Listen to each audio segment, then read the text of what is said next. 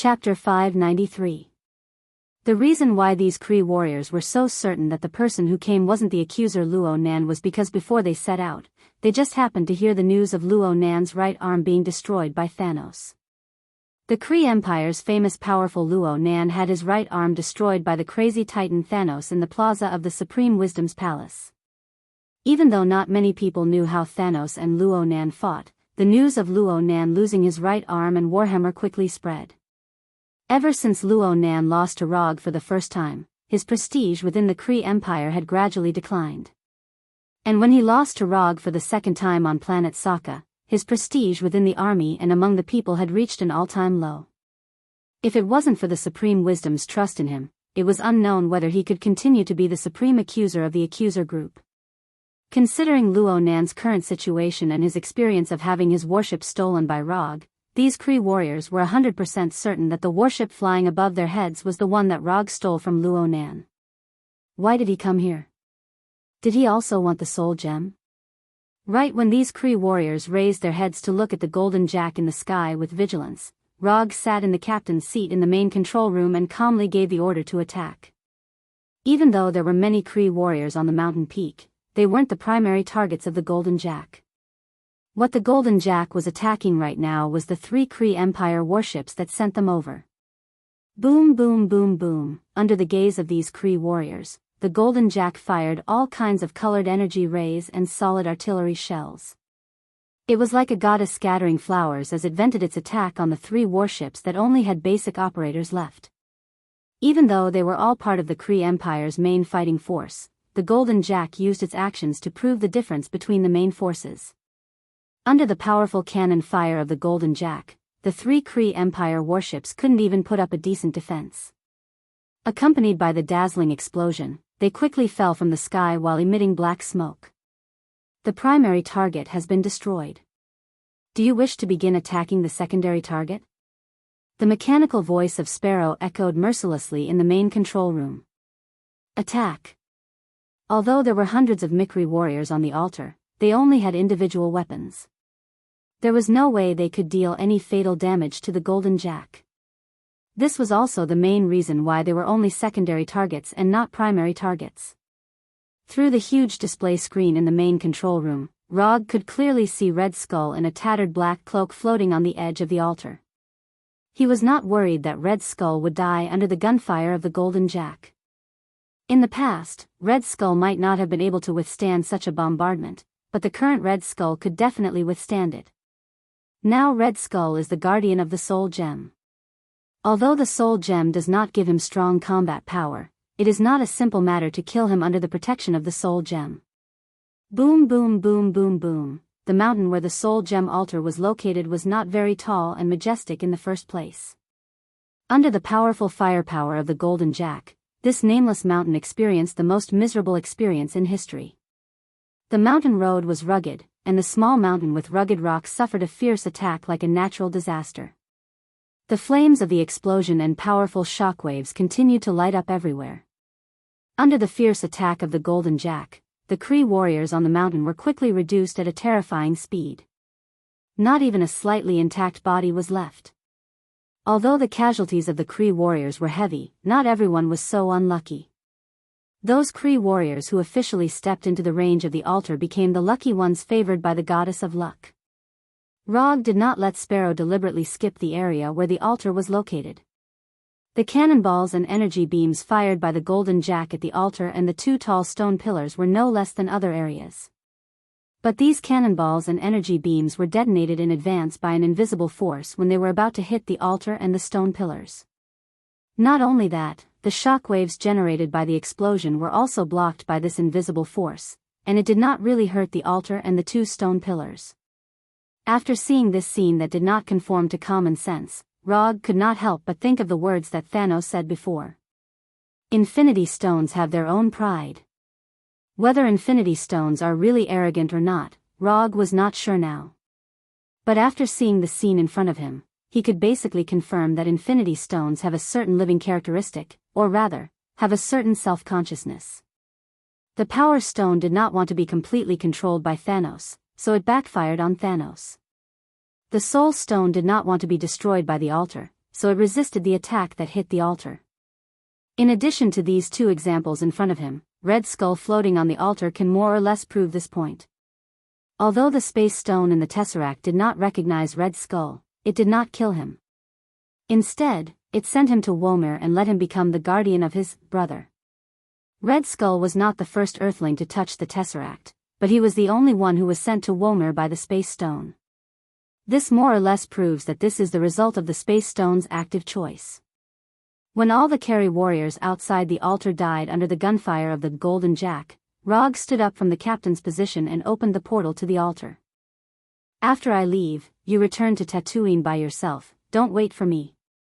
After that, Rog walked into the portal and went from the main control room of the Golden Jack to the semicircular altar of the Soul Stone. He did not look at the Kerry warriors when he officially stepped on the altar of the Soul Stone, and went straight to the floating Red Skull. "Tell me, where did I come from?" Rog looked at Red Skull and said with an expressionless face. The Soul Stone gave Red Skull the strange ability to see the identity of all visitors, and it could even say the biological father that the visitor did not know himself. So Rog was curious whether Red Skull, who has the ability of paternity testing, could see his origin. The floating Red Skull slowly landed on the altar and looked at Rog in front of him seriously. After a dozen seconds, he frowned and shook his head. "Can't see it?" The strange ability given to him by the Soul Stone disappeared at this moment. "It looks like you can't see it, then I'm relieved," Rog said to Red Skull with a smile. Then, before Red Skull could react, his right fist wrapped in chakra slammed into Red Skull's face. Chapter 594. No one thought that after Rog finished asking, he would suddenly punch Red Skull. In particular, Red Skull himself did not expect that he would be punched solidly, and it was even on his own face. If it was before he was exiled, even if he couldn't block Rog's punch, he would definitely be able to react. Boom! Red Skull, like a baseball hit by a bat, drew a beautiful arc in the air and slammed into the circular altar at the foot of the mountain from the edge of the semicircular altar. The huge impact made Red Skull hit a conspicuous crater in the circular altar at the foot of the mountain. If it weren't for the soul gem giving him some strengthening, Rog's punch would have killed him directly. After punching Red Skull down the altar, Rog looked back at the vigilant and puzzled Kerry warriors. Shadow clone. Rog didn't intend to kill these Kerry warriors himself. He summoned a shadow clone and gave the task of killing these Kerry warriors to the shadow clone. Later, under the gaze of these Kerry warriors, he used the super light rock technique and slowly floated down the altar and came to Red Skull again.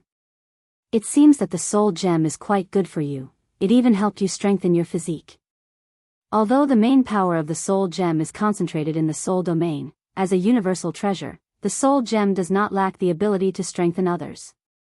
The strength of the soul will definitely bring about the strengthening of the body. This is a very simple truth. A fragile body can't support a strong soul. Who are you? The last time he was beaten up was more than 70 years ago. Roger's punch made Red Skull feel pain that he had not felt for a long time, and it also aroused his dissatisfaction. Although he has become like this, Red Skull used to be the leader of Hydra. The experience of exile may have changed some of his ideas, but it could not completely erase the pride in his heart. "It doesn't matter who I am. What matters is that I want to teach you a good lesson." As soon as his voice fell, Rog launched another attack on Red Skull lying on the ground. From the perspective of the people on Earth, Red Skull was definitely not weak. After all, he was a man who could compete with Rogers of the American team. Unfortunately, the enemy he was facing now was Rog, who was known to be powerful in the universe. Rog didn't need to use any ninjutsu at all, he didn't even need to use any profound taijutsu.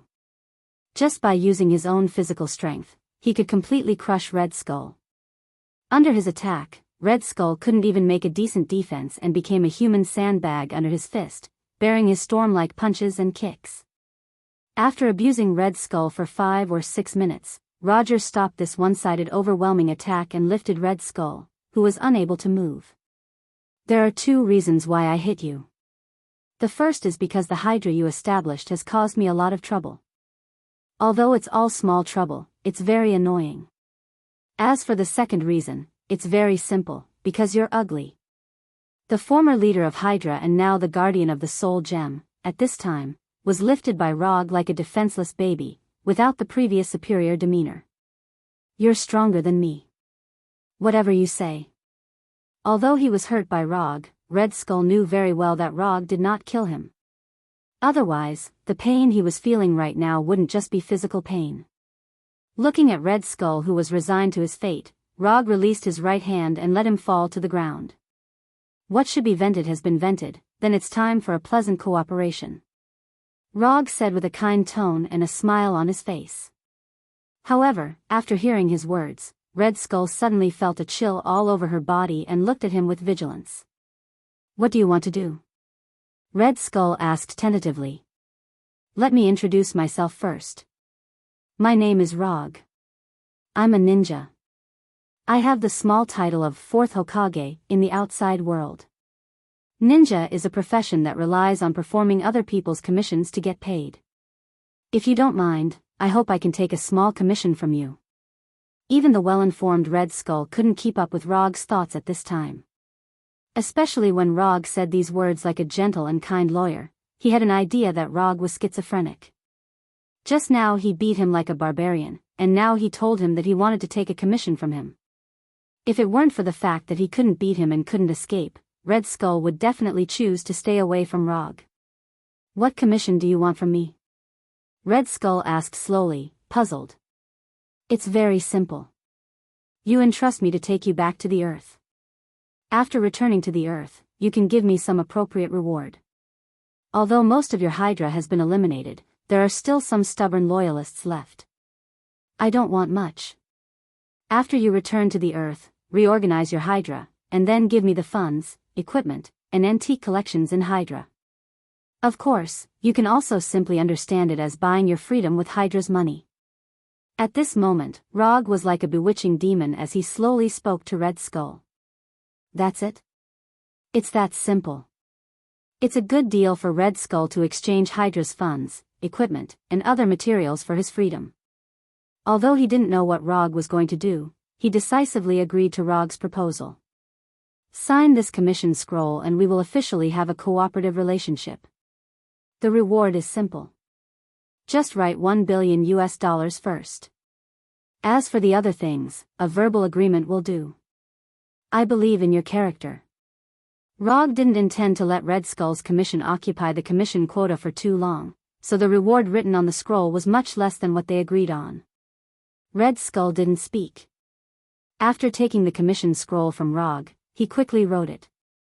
Commission content: bring Red Skull who is cursed by the soul gem back to the Earth. Commission status: incomplete. Commission reward: 30 ninja coins. Red Skull's commission passed the system's judgment smoothly. Although the system only gave 30 ninja coins as a commission reward, this is acceptable for Rog, who has 0 ninja coins. Anyway, this is just a commission. It's good enough to pass the system's judgment. Chapter 595. After closing the system's commission page, Rog took back the commission scroll that only had commemorative value left from Red Skull and threw it back into the psychic scroll. Just as he was about to take out the infinity glove from the psychic scroll, he suddenly stopped and frowned in serious thought.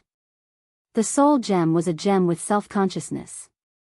Otherwise, it wouldn't have set the condition that one had to sacrifice one's true love to obtain it. Since it had consciousness, it meant that it could be communicated. With this in mind, Rog temporarily put aside the idea of using the strength gem to destroy the soul gem altar and smiled at Red Skull, who had just stood up. I'll accept your commission, but I have a small request. I hope you can help me with it. At this moment, although Rog looked amiable, Red Skull couldn't help but take a few steps back and ask warily, "Tell me what it is first, and I'll consider agreeing to it." Red Skull had seen many strange people. To a certain extent, he was a strange person himself. But from his point of view, Rog was the real strange person, a powerful and strange person with strange ideas. It's very simple. I hope you can tell the soul gem that I want to meet it and have a good chat with it. Chat with the soul gem? What does he want? Red Skull once again showed a puzzled look. I can't tell it. Although I'm its guardian, I've never seen it, much less communicated with it. After some thought, Red Skull slowly said, "You can do it. You can do it. You are the man chosen by it. You can definitely do it." Red Skull had never communicated with the soul gem before, but this didn't mean that he couldn't communicate with it. "I really don't." Before Red Skull could finish speaking, he saw Rog's left eye turn blood red. He saw the crazily spinning triangular dart pattern on the blood red eye. Tsukimi. Rog didn't give Red Skull a chance to continue speaking. He directly cast Tsukimi on him and pulled his mind into the Tsukimi world that he controlled. Red Skull didn't realize what had happened at all. When he reacted again, he had already appeared in the Tsukimi world with the red moon hanging high in the sky. Unlike the previous experiencers, Red Skull was not hung on a cross, but sat on a classical and luxurious European-style high-back wooden chair. In front of him, there was a long table with some classic German sausages and bread. Of course, there was also the German beer that Red Skull had been longing for. Rog sat on the high-back chair opposite the long table. He supported his cheek with his right hand and said slowly, "You should be familiar with these German delicacies. Try them. The taste should be quite authentic. I have a few restaurants in New York that specialize in German cuisine. The chefs there are all from Germany. The raw materials used in every dish are also shipped over via international flights every day. It's all for the sake of creating the most authentic German flavor." At this time, Rog was like an old friend of Red Skull, recommending the German delicacies in front of him. Although Roger wasn't interested in doing business, he was still a human. Once he had a lot of money, he would have some inexplicable large expenses. Opening restaurants in New York from various countries was one of the ways he wasted his huge fortune. "Aren't you eating? I thought you would more or less miss the traditional delicacies of your hometown after leaving Earth for so many years." As he spoke, Rog picked up the silver fork on the plate, forked a German minced meat sausage, and put it into his mouth. The taste wasn't bad. It was exactly the same as what the fat chef in the restaurant made. Although these foods weren't real, they could give the consumer an extremely realistic taste in Tsukimi world. Of course, the premise of all of this was that Rog had tasted these foods before. He looked at Rog, who was munching on the minced meat sausage, and then at the various German delicacies on the table.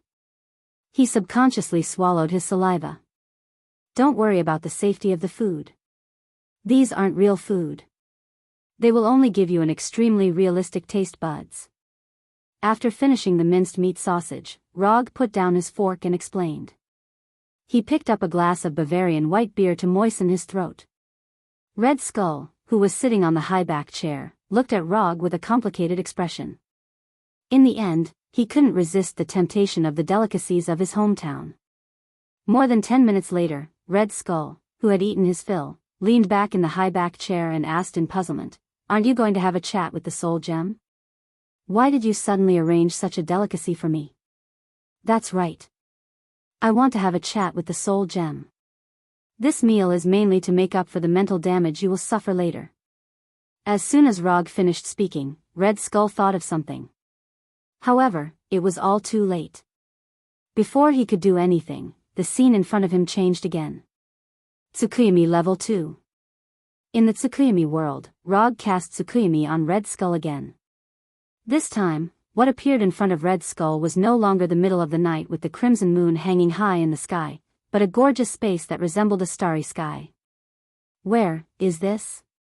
At that moment, Red Skull was like a child who had just learned to speak as he asked innocently. Rog didn't answer Red Skull because it wouldn't make much sense to answer. Although Red Skull still maintained his skeleton-like appearance, his mind wasn't as mature as a 3-year-old child's. This was Red Skull's subconscious space, or rather, where his true ID was. Tsukimi Level 2 was a discovery Rog made by chance after possessing Kodo Amatsukami. Although Tsukimi and Kodo Amatsukami had reached a certain pinnacle of illusion, the principles behind the two were completely different. Tsukimi could pull the target's mind or consciousness into the Tsukimi space and give the target a physical experience in the Tsukimi space. As for Kodo Amatsukami, it could fundamentally change the target's views and concepts. In the beginning, Rog didn't pay much attention to the difference between the two. However, when he was having some academic discussions with Hinata, he suddenly realized that using Tsukuyomi and Tsukuyomi could achieve the effect of completely entering the target's subconscious like Kodo Amatsukumi.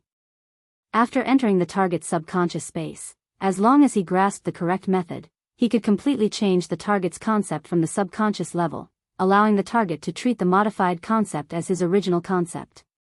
Although he had entered Red Skull's subconscious space, Rog had no intention of modifying or prying into Red Skull's subconscious. The reason he came here was to see the soul gem. Red Skull thought that he had no way of communicating with the soul gem, but in fact, when he obtained the soul gem's curse and obtained the paternity test ability, he already had the ability to communicate with the soul gem. However, he didn't know this. Chapter 596. At this time, you still don't want to show up? Rog ignored Red Skull next to him and said to the gorgeous starry sky in front of him. Don't look at the fact that there were only 2 people here with Red Skull. When he entered here, the soul gem detected his arrival for the first time. As an infinity stone that controls the soul domain, the soul gem has a unique advantage in perception. Not to mention that Rog also took the initiative to enter the subconscious space of the man he chose. After that, Rog waited patiently. However, after a few minutes, he still did not get any response from the soul gem. You really don't want to come out, then don't blame me for making a move on your guardian. As soon as his voice fell, Rog stretched out his right hand and reached out towards Red Skull beside him. Just at the moment when his right hand was about to touch Red Skull's neck, the soul gem finally reacted. In other words, it finally appeared in front of him. Red Skull, who had a silly look just now, seemed to have changed into a different person in an instant, and his body involuntarily exuded an ancient aura like the universe. Why do you want to see me? The appearance was still the same, and the voice was still the same. But at this time, Red Skull did not have the childish behavior and aura of a previous child at all, giving people a strange feeling as if he was talking directly to the universe. Nothing, I just want to talk to you about a deal. In addition to the soul gem, Rog has more or less touched the remaining 5 infinity stones. Although only the reality gem and the power gem belong to him directly, this is enough to keep him calm and collected in the face of any infinity stone. It may be difficult to determine the winner between a single infinity stone, and the power depends on the user's own strength. However, when 2 infinity stones cooperate with each other, they can definitely defeat any infinity stone without any suspense. This is the biggest confidence of Rog in the face of the soul gem. Deal? You make it sound nice, but you just want my power. Why do you have to use the excuse of a deal? Obviously, the soul gem did not believe Rog's statement at all. I can understand why you don't believe me. After all, you should have seen many people who covet your power. But I'm really different. I'm not too interested in your power. I just don't want you to fall into the hands of those who aren't on good terms with me. You can trust my judgment. If I don't like her, you shouldn't like her either. Rog said unhurriedly. With the reality gem and the power gem in hand, whether the other infinity gems are in his hands or not is not particularly important to him. However, this did not mean that he would allow others to obtain the soul gem. This was not a matter of being greedy or overbearing. It was purely to avoid unnecessary trouble. After a few minutes of silence, the soul gem controlled Red Skull to continue. Tell me, what is your so-called deal? In the end, the soul gem relented and stopped rejecting Log's request. The deal I want is very simple. Your location and the method of the sacrifice will be known by a certain person that I don't like. So, I'm going to destroy your altar directly and completely eliminate the possibility of you being obtained by him. Of course, if you don't mind, I can also take you to Earth to meet your other brothers, and let you have a good chat. As soon as Rog finished speaking, Red Skull in front of him exuded a very oppressive aura, fully expressing his dissatisfaction. Destroy my altar, take me to Earth, this is your so-called deal, aren't you looking down on me too much? If it weren't for the fact that Rog's soul could not be harmed in the subconscious space of Red Skull, the soul gem would like to let Rog taste the pain from the soul right now.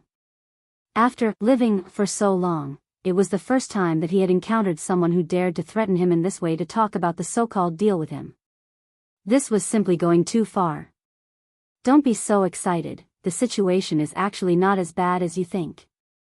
Rog first calmed the mood of the soul gem, and then continued, your altar being destroyed is actually not a loss for you. Ask yourself, are you really willing to let those messy people borrow your power? So instead of using this way of sacrificing your true love to test those who covet your power, you might as well take the initiative a little bit and choose a user that you like and can see through. This is just like getting out of singleness. You can't expect to get out of singleness by staying at home. You have to take the initiative to go out and find ways to meet different people of the opposite sex, then you may meet the destined soulmate. Otherwise, do you expect your destined soulmate to get to know you who stays at home through robbing? You're not a young man anymore, you can't always wait for others to come to you. Waiting passively will only make you wait for an unreliable scumbag. At this time, Rog was like an emotional expert, providing emotional advice to the single soul gem. Although he said a lot, in summary, it could be summarized in one sentence. That is, I'm going to tear down your home and take you away while I'm at it. The soul gem did not expect that Rog would use this theory to explain the content of the deal. This made the soul gem, who had seen countless people, suddenly have a feeling that it had stayed in Womer for too long and could not keep up with the current era. Just as the soul gem was thinking about whether this deal was really worth it, Rog continued, after leaving here, you don't have to worry about being bored at all, and you don't have to face humans like Red Skulls who don't look particularly good all the time. Do you know, I have a good palace, and your good brothers, Reality, and Strength, have a VIP seat in it.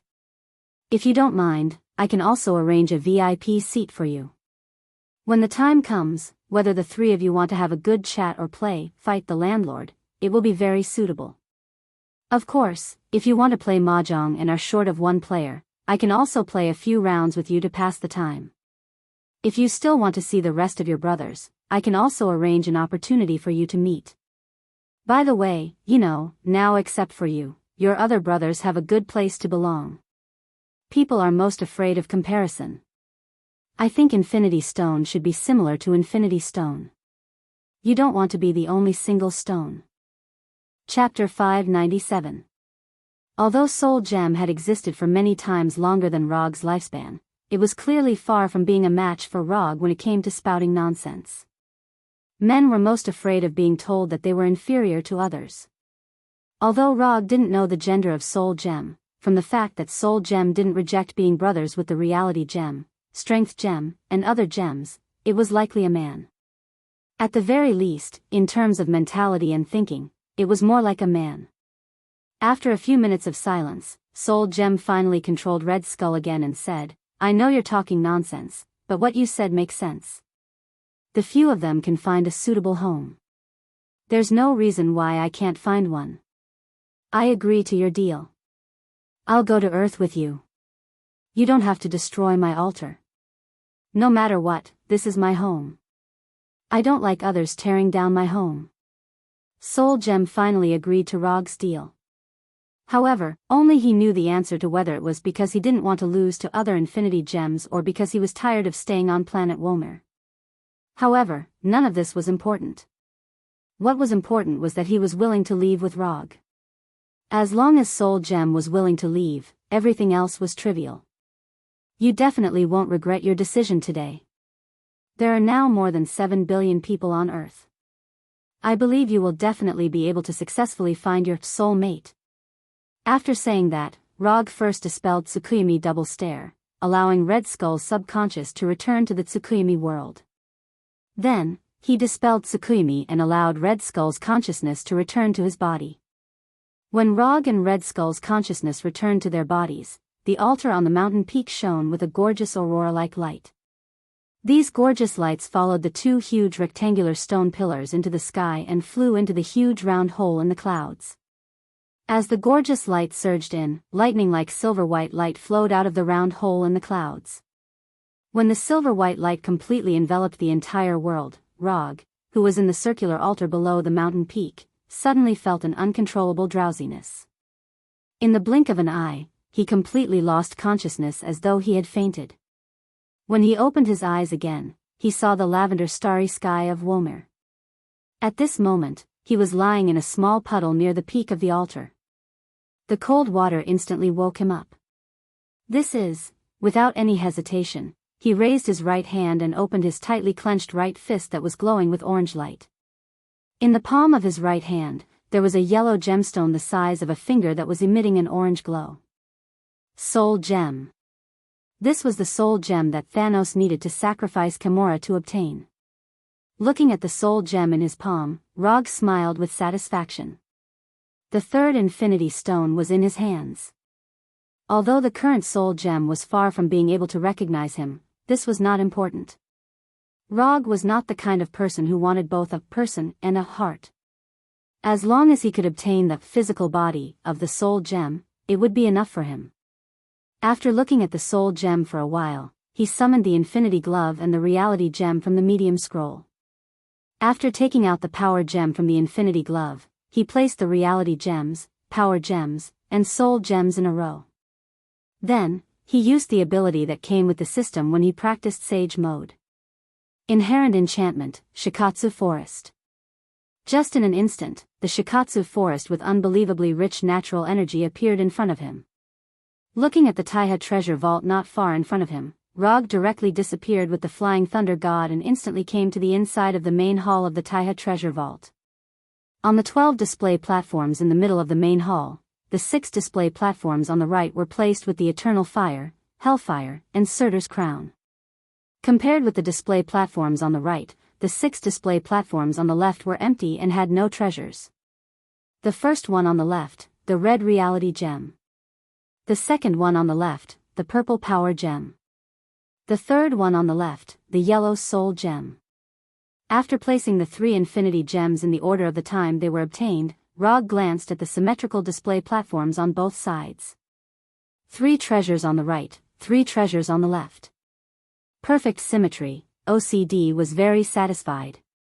However, at this moment, he took out Thanos' Infinity Glove, which he didn't know where it came from, and there were already some cracks on it. Should I put this here as well?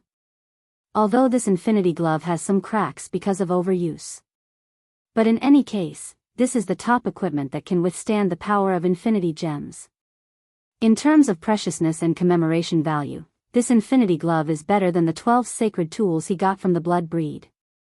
After thinking about it seriously for dozens of seconds, he finally gave up the plan to destroy the symmetrical display of the treasures in the main hall and placed the Infinity Glove in the side hall where the 12 sacred tools of the Blood Breed were located. After doing all this, he lifted the inherent enchantment, Shikatsu Forest, and began to sense the location of Red Skull. At this time, Red Skull was still on the circular altar at the foot of the mountain, silently waiting for Rog's arrival. Although he didn't know what Rog talked about with the Soul Gem, the vision that just happened in the sky proved one point. That is, the Soul Gem has reached a consensus with Rog. Since the big shots on both sides have already talked, then as a younger brother, he just has to wait patiently. It didn't take long for a hemispherical, aurora-like energy shield to appear in front of his eyes. When the energy shield dissipated, Rog appeared in front of him. I have already talked to the Soul Gem, and you don't need to continue to stay here as an altar commentator. I'll take you back to Earth now. As soon as his voice fell, Rog put on the hanging ring and drew a circle in front of Red Skull. Within a few seconds, a portal connecting to Washington on Earth appeared in front of them. Let's go. After that, Rog took the lead to cross the portal shining with golden sparks and returned to Washington at noon.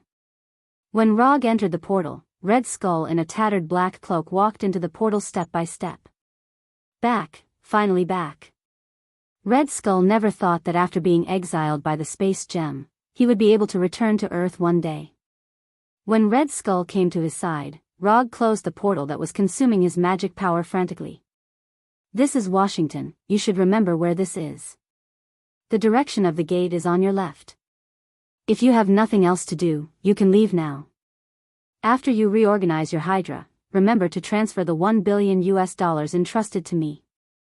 This is my account number. You can transfer the money directly. The sooner the better. Don't take more than a month. After that, Rog patted Red Skull, who was looking up at the sky, left a flying Thor on him, and handed him a card with his bank account number. Although Hydra is a bit miserable now, $1 billion is not difficult for Hydra. As for how Red Skull will reorganize Hydra that once belonged to him, it is his own business and Rog does not intend to ask. As long as Red Skull can transfer $1 billion and package Hydra's funds, equipment, antique collections, and so on according to the verbal agreement, he and Red Skull will be even. Chapter 598. After Red Skull disappeared from his sight, Rog used quantum transmission to return to his office. Although in the eyes of the outside world, this is still the headquarters of Konoha's intelligence agency. But in fact, this is only a branch of Konoha's hidden village in the Washington area. Most of the personnel and equipment were transferred to Konoha's hidden village on the planet Tatooine. Except for the larger area and the more official personnel of Konoha, there is no difference between here and the branch of Konoha's intelligence agency in other cities. Sitting on his sofa chair that is said to be perfectly ergonomic, Rog silently thought about what to do next. The final battle with Thanos is scheduled to be in a year, and the God Tree will mature in half a year. This means that he needs to improve his Sage Mode and Sharingan to the limit in the first half of the year. If possible, it is better to awaken Rinnegan so that he can enter the best state to take the chakra fruit. After completing these things, he can eat the chakra fruit produced by the God Tree, so that his physique is infinitely close to the Otsutsuki clan, and reach the peak strength of Otsutsuki Kagaya, who has the titles of Goddess of Uno, Shinobi World Creator, Ancestor of Chakra, and so on. At that time, he can really boast that, I am the god of Shinobi. Of course, this process will not be easy, and there may even be some unimaginable accidents. But in any case, this is what he must do in the next year. Thinking of this, he opened the system's character panel and browsed his attributes.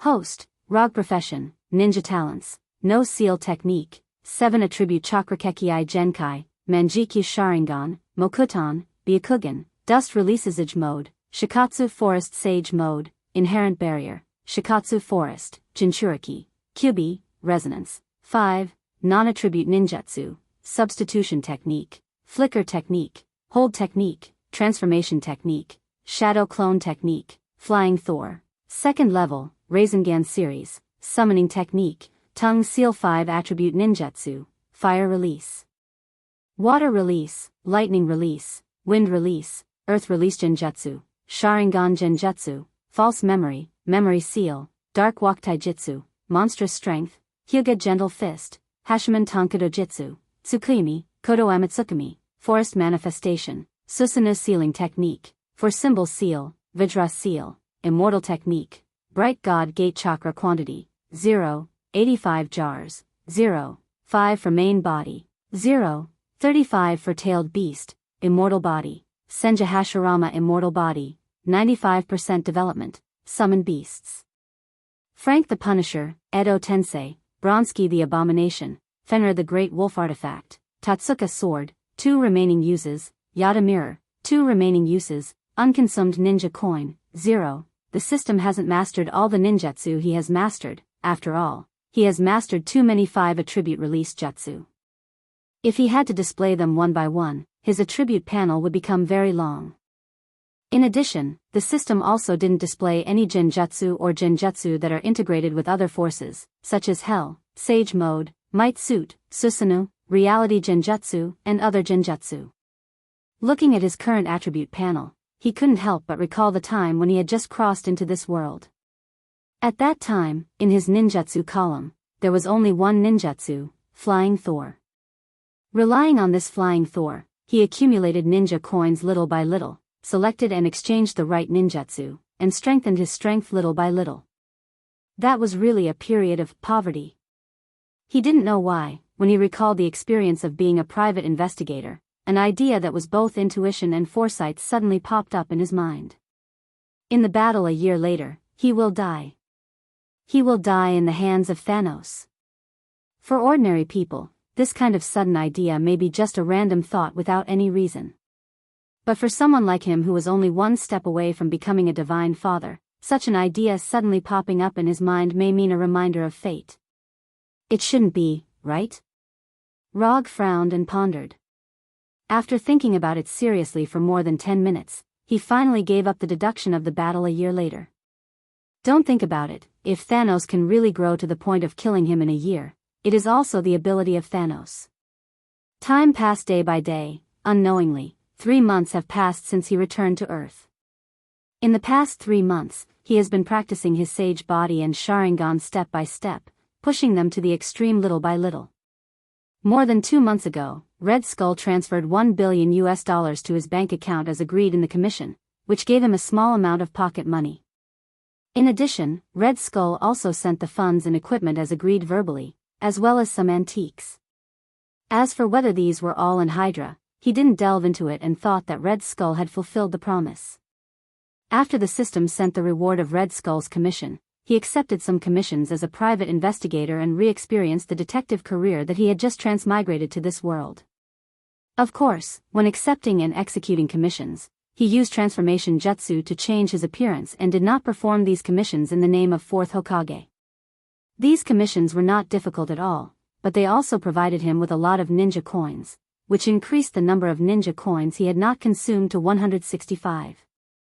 After having these ninja coins, he didn't go to the system to exchange anything, but saved all these ninja coins as he had previously exchanged ninja coins for Sharingan.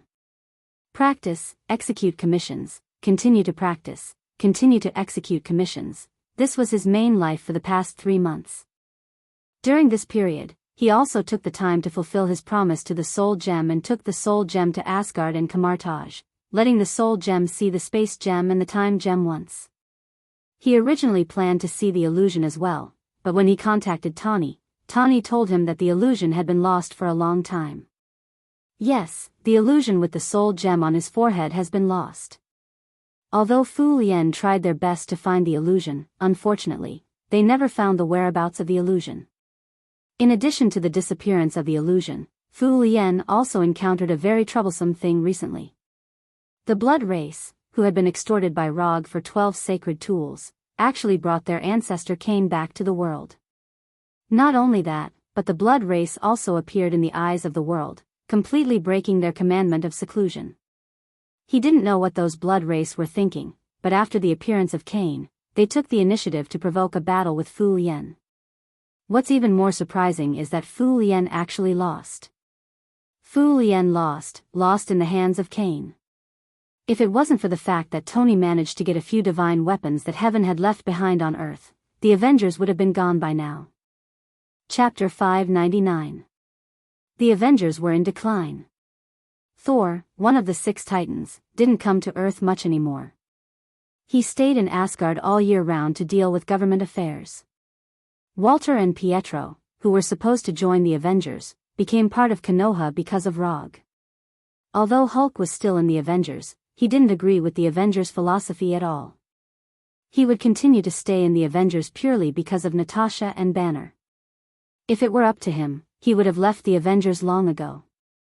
Phantom, who had the Soul Gem and the Vibranium body, could have made up for the decrease in combat power when Thor wasn't in the Avengers. But now, no one knew where Phantom had gone. As for Tawny, Rogers, Captain America, and the others, they were very strong in the eyes of ordinary people. But in the face of real high-level combat power, they lacked the absolute strength to make the final decision. In the past, the appearance of the vampires would have been handed over to Konoha's Intelligence Bureau and dealt with by Konoha. But this was already in the past. Ever since the New York Accord, Konoha's Intelligence Bureau didn't care much about these things. The current Konoha's Intelligence Bureau was like a fishing unit that only received a salary and didn't do any work. Unless the vampires and Cain took the initiative to attack, Konoha wouldn't take the initiative to do anything. In the past, when Konoha was in charge of these things, the government and the people felt that Konoha's approach was too domineering. But now, when the vampires and the other dark races appeared, they began to miss the time when Konoha was in charge of these things. At least at that time, under the domineering style of Rog and Konoha's Intelligence Bureau, no organization or dark race dared to jump out and go against the government so blatantly. In fact, a week ago, Rog received a call from Secretary of State Ross and a few military bigwigs, hoping that Konoha could continue to perform some of its previous duties. But Rog rejected them without even thinking about it. Konoha wasn't so cheap that they could come and go as they pleased. Even if Konoha was still receiving a salary from the government, Rog didn't give them any face at all. If they weren't happy, then they could just stop Konoha's funds. Anyway, Konoha didn't count on these funds now. 3 months ago, when he started the last Sage Body and Sharingan practice, Rog gave the order to Number 2 of Konoha's hidden village to open interstellar trade. The current Konoha hidden village can now trade with other planets to obtain the materials they need. It's worth mentioning that after Konoha started interstellar trade, the rope grass slavers, which had a good reputation in the slave-catching industry, was officially disbanded. Sakura's head, Sakura Worlds of Konoha's caravan. With the help of Noah and other veterans who used to make a living in the gray area, Konoha's interstellar caravan developed very smoothly, bringing back a lot of rare resources for Konoha. S2S's, SSS2Z's. To S2's to S2's 2's. New York, Manhattan. When Rog enjoyed an absolutely authentic French lunch with Gwen in his own French restaurant, he just left the restaurant and planned to return to his secret home with Gwen. Suddenly, he was stopped by this year's latest Audi R8 sports car at the restaurant's door. Except for Tawny, there's no second person who likes to drive an Audi R8 sports car and dares to stop in front of him. Sure enough, as soon as the silver-gray Audi stopped, Tawny, wearing a handmade suit, stepped down from the driver's seat and came to him with a gloomy face. "Why didn't you answer my phone?" Tawny took off his sunglasses and said with a bitter tone. If Tony wasn't a man, his current tone would easily make people think of a girl whose boyfriend had a change of heart. "I didn't bring my phone." Rog glanced at Tawny and answered indifferently. "You really don't care about anything, you weren't like this before?" Tawny continued. "Really? Why didn't I know? I've always only done what I want to do. I don't think I've changed." Although Tawny hasn't said it yet, Rog was 100% sure what Tawny's purpose was. In fact, this wasn't the first time Tawny came to him. A few days ago, in Washington, Tawny and Natasha also came to him once, hoping that Konoha could help deal with the vampire issue. Last time, it was indeed the bastards from the capital and the military who were wrong, but I hope you can help deal with the vampire issue this time for the sake of our past friendship. You also live here. You don't want to see corpses with blood sucked dry every day on the streets. Although the number of vampires was small, after taking the initiative to start a war with the Restoration Alliance and the government, the vampires always had an absolute advantage. The reason for this one-sided situation was inseparable from the return of Cain, the ancestor of the vampires. According to Rog's knowledge, after Cain's return, every vampire had a visible improvement. Almost every vampire's strength had increased by 1 nobility rank. In particular, Grand Duke William and the other vampire dukes had touched upon the legendary realm of the Vampire King. Of course, because he hadn't fought with the upgraded Grand Duke William and the others, Rog wasn't sure how powerful this so-called realm of the Vampire King was. However, when facing the Restoration Alliance and the human army, these vampires showed an overwhelming advantage. Not to mention the dark magic of the vampires, it was purely a form of attack. Just the vampires' ridiculously strong physical fitness alone was troublesome enough. Yes, the vampires were indeed afraid of special bullets such as ultraviolet bullets and holy water bullets. However, the problem was that ordinary human soldiers couldn't even aim at the vampires. What was more troublesome was that the vampires also had the ability to embrace and transform blood slaves. After a while, the Restoration Alliance and the military helplessly found that not only did the number of vampires not decrease significantly, but it also showed a trend of increasing. With Cain, the ancestor, the third of the 6 precepts of the secret party, the descendant precepts, had completely disappeared. Every day, a large number of ordinary people were transformed into vampires and blood slaves. What made people feel even more helpless was that many people chose to join the vampires in an attempt to obtain a longer life by transforming into a vampire. This phenomenon was especially obvious among the elderly and the young people in their teens and 20s. The elderly chose to become vampires in order to prolong their lives that were nearing the end. Meanwhile, the young people saw becoming vampires as a trend and an opportunity to change their lives. Chapter 600. Although the vampires were far from perfect creatures, under the temptation of ultra-long lifespan and extraordinary power, many people still took the initiative to throw themselves into the arms of the vampires and gave up their human identity. And these humans who joined the vampires also became the most troublesome target for the Avengers and the military. First of all, I don't care what the UA becomes. Even if this place becomes the country of the vampires, it doesn't have much impact on me. You should know very well that I'm not an American. In fact, until now, I've been using a fake identity bought from the black market, so I have no obligation to help this country. Secondly, if you come to me as a friend, I'm happy to help you once, just like you helped me before. But if you come to me as the person in charge of the Avengers and an American superhero, then I can only say sorry. Okay, I've said what I wanted to say. If you don't have anything else, I'm leaving. After that, Rog pulled Gavin next to him and turned to leave. From the perspective of friends, Tawny was indeed a good friend. But there was one thing he never realized. Tawny received a traditional American-style elite education, and his way of thinking and behavior had a very obvious American style. If Rog was also an American, he might agree with him. But unfortunately, Rog was not an American, and he had no feelings for this country. Watching Rog and Gavin go farther and farther, Tawny sighed helplessly, then drove his latest Audi R8 sports car and disappeared at the end of the street. Are you really going to ignore the vampires incident this time? I heard from Dad that there have been a lot of vampires in New York recently, and many workers on the night shift have been attacked. Gavin asked cautiously. What? You want me to attack these vampires? Rog stopped, turned to look at Gavin, and asked slowly. I don't know. I hope you can protect more people, but I'm afraid you will get hurt. I saw Hulk's news. The vampire ancestor Cain is very strong, Gavin whispered with a tangled expression. Don't worry. If I attack, Cain will be the one who gets hurt. Don't forget, I'm the fourth Hokage, the strongest ninja on Earth. As he spoke, Rog stretched out his right hand and patted Gavin's head. He also saw the news about Hulk that Gwen had just mentioned. After knowing that Hulk had been injured by Cain, he secretly went to the Avengers headquarters to meet Hulk.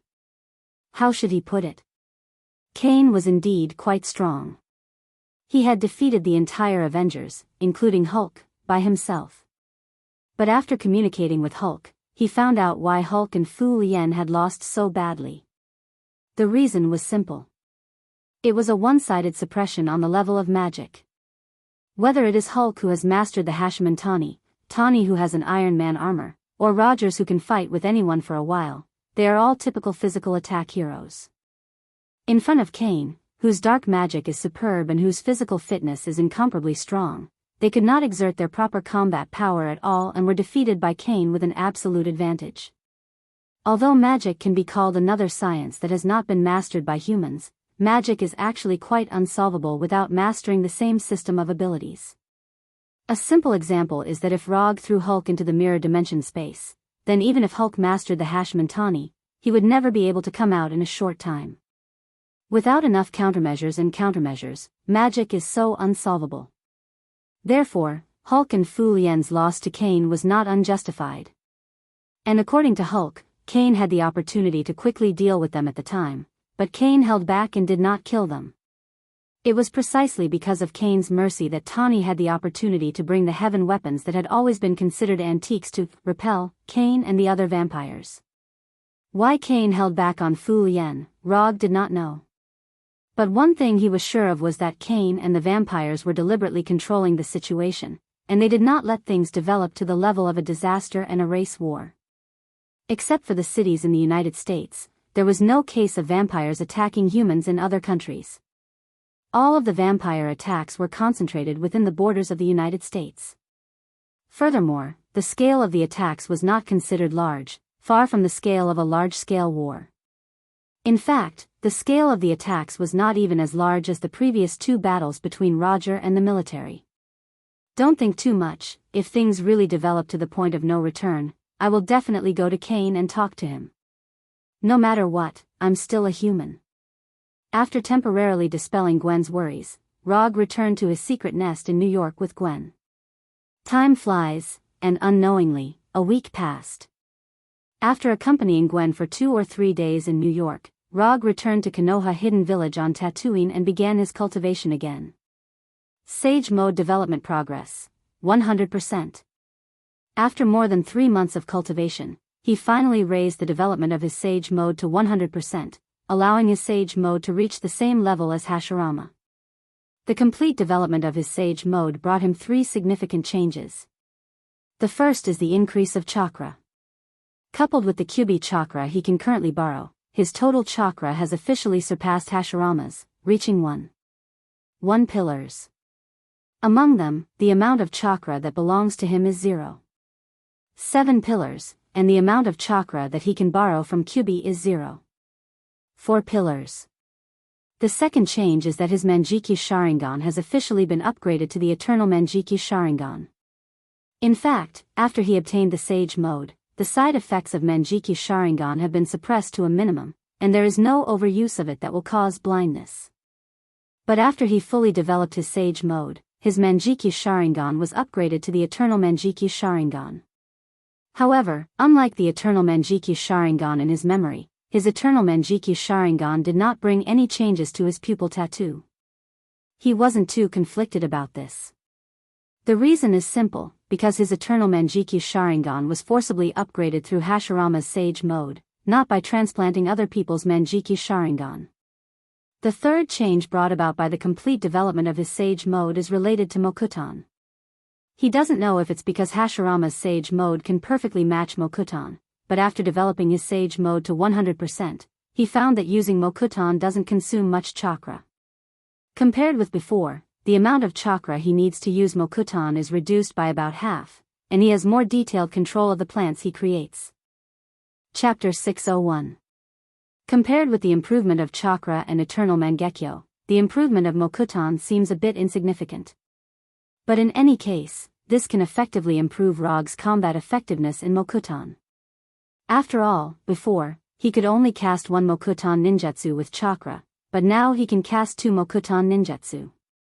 This also means that if he only uses Mokuton in battle, his chakra is equivalent to twice as much as before.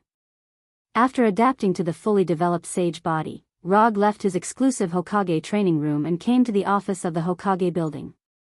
Although he is the Hokage of Konoha Hidden Village, with Artificial Intelligence, No. 2, and Hinata, he doesn't need to deal with too many internal affairs of the Hidden Village, and he only needs to make final decisions on some major events.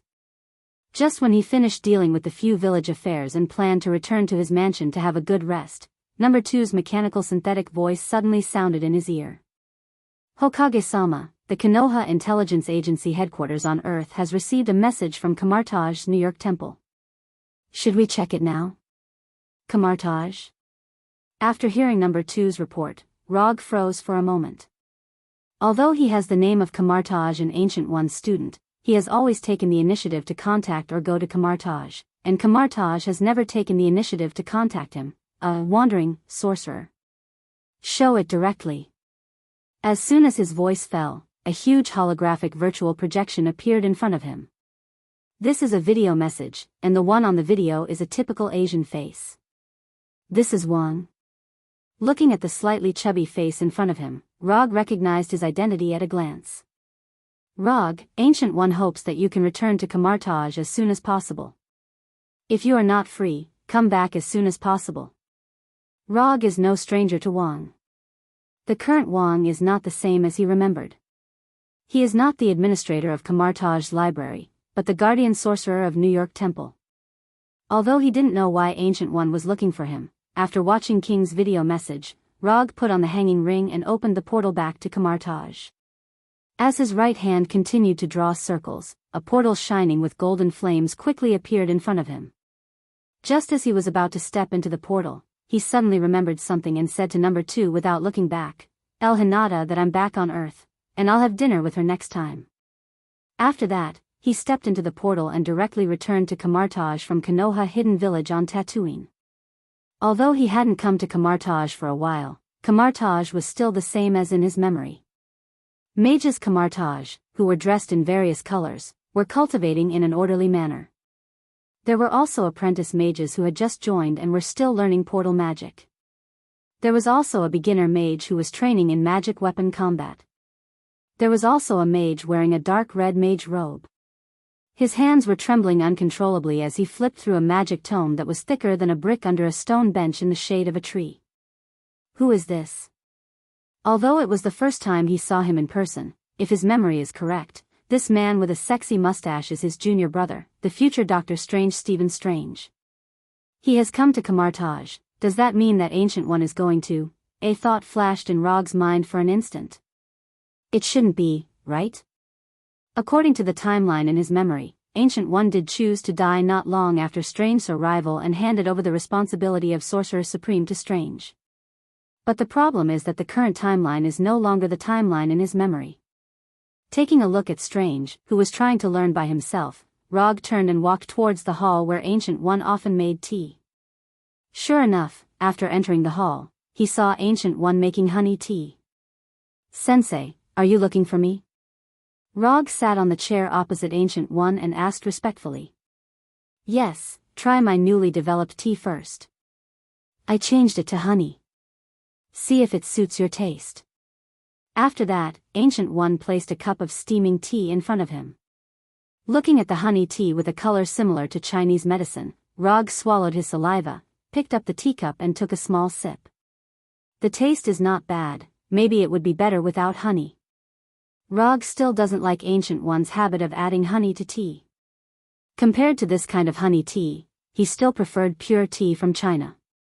"When you came, you should have also seen your junior brother Strange. What do you think of him?" Ancient One asked slowly after taking a sip from the teacup. "What do I think of him? He is your chosen successor. What else can I think of him? I just met him for the first time. I don't know his personality very well, so I can't evaluate him." After thinking for a few seconds, Rog gave his answer. "You are lying. You may have met him for the first time, but you are definitely not a stranger to him." Ancient One put down the teacup in his hand and said meaningfully. "That's boring. What's the difference between this and digging into someone's past?" "Teacher, you are right, but since he is your chosen successor, I think he will definitely live up to your expectations," Rog said with a smile and rounded the question. "If it was before you appeared, I would not hesitate to train him as the next Sorcerer Supreme and give him the responsibility of guarding the Time Stone. But now, I am beginning to hesitate on this point."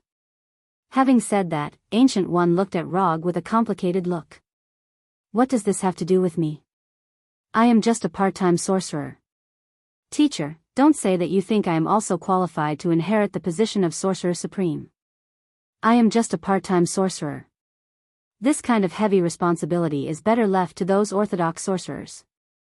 Although you can get the Time Stone after inheriting the position of Sorcerer Supreme, but compared with the need of Sorcerer Supreme to protect the Earth from the invasion of the multiverse, the temptation of the Time Stone is obviously not enough. To be precise, for Rog who already has 3 Infinity Stones, the temptation is not enough. He never had the idea of becoming a guardian of the Earth. Compared with this kind of self-sacrifice guardian of the Earth, he wants to be a free ninja. You think too much, the Time Stone doesn't like you, and your magic talent is far from being comparable to Strange. As you said yourself, you are only suitable to be a part-time sorcerer." Ancient One shook his head with a smile and picked up the bamboo fan that he carried with him. "What do you mean, teacher?" Rog asked. "I asked you to come over this time in the hope that you can guide Strange and let him increase some actual combat experience. I heard about the blood race, and I also met with Kane. The current blood race incident in the United States is very suitable to be Strange's first action." Chapter 602. You want me to guide Strange? Teacher, are you kidding me? Before coming to Camartage, Rog thought about why Ancient One was looking for him at this time. He guessed a lot of reasons, but he didn't guess this. "What? You don't want to?" Ancient One waved his bamboo fan gently and said unhurriedly. "It's not a matter of whether I want to or not, it doesn't make sense. I am a ninja, you want me to guide a sorcerer, and he is also your designated heir. Isn't this a joke? And aren't you worried that after being guided by me for a while, Strange will become as overbearing and arrogant as me? If it was anything else, Rog might have agreed directly. After all, Ancient One is his teacher. But asking him to guide the future Doctor Strange is a bit too difficult for him. Others may not know, but he knows very well that being the teacher of Doctor Strange will not end well. If he really becomes overbearing and arrogant under your guidance, it can only mean that he is not suitable to be the Supreme Sorcerer. Okay, you don't have to say any more, it's decided. Or do you think that you can compete with me now that you have 3 Infinity Stones? Having said that, a provocative and threatening expression appeared on Ancient One's face. Okay, you win. How would I dare? Since teacher has said so, then I'll guide this little junior brother. Although there was 100,000 reluctance in his heart, Rog finally agreed to Ancient One's request. Can't you train your own air? Why would you let a ninja guide you? This is neither scientific nor magical. After saying goodbye to Ancient One, Rog reluctantly left the hall and walked in the direction of Doctor Strange. At this time, Strange was still immersed in the sea of magic knowledge and he didn't notice that his nominal senior brother had come to him. Looking at Strange who was browsing the magic books attentively, Rog couldn't help but recall his previous experience when he received 9 years of compulsory education. Ahem. After standing beside Strange and looking at him for a minute or two, Rog deliberately coughed to let Strange notice his arrival. You are? Strange, who was obviously older than Rog, raised his head and asked in confusion. My name is Rog.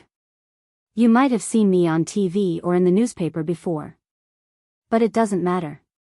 What matters is that I am also a student of Ancient One.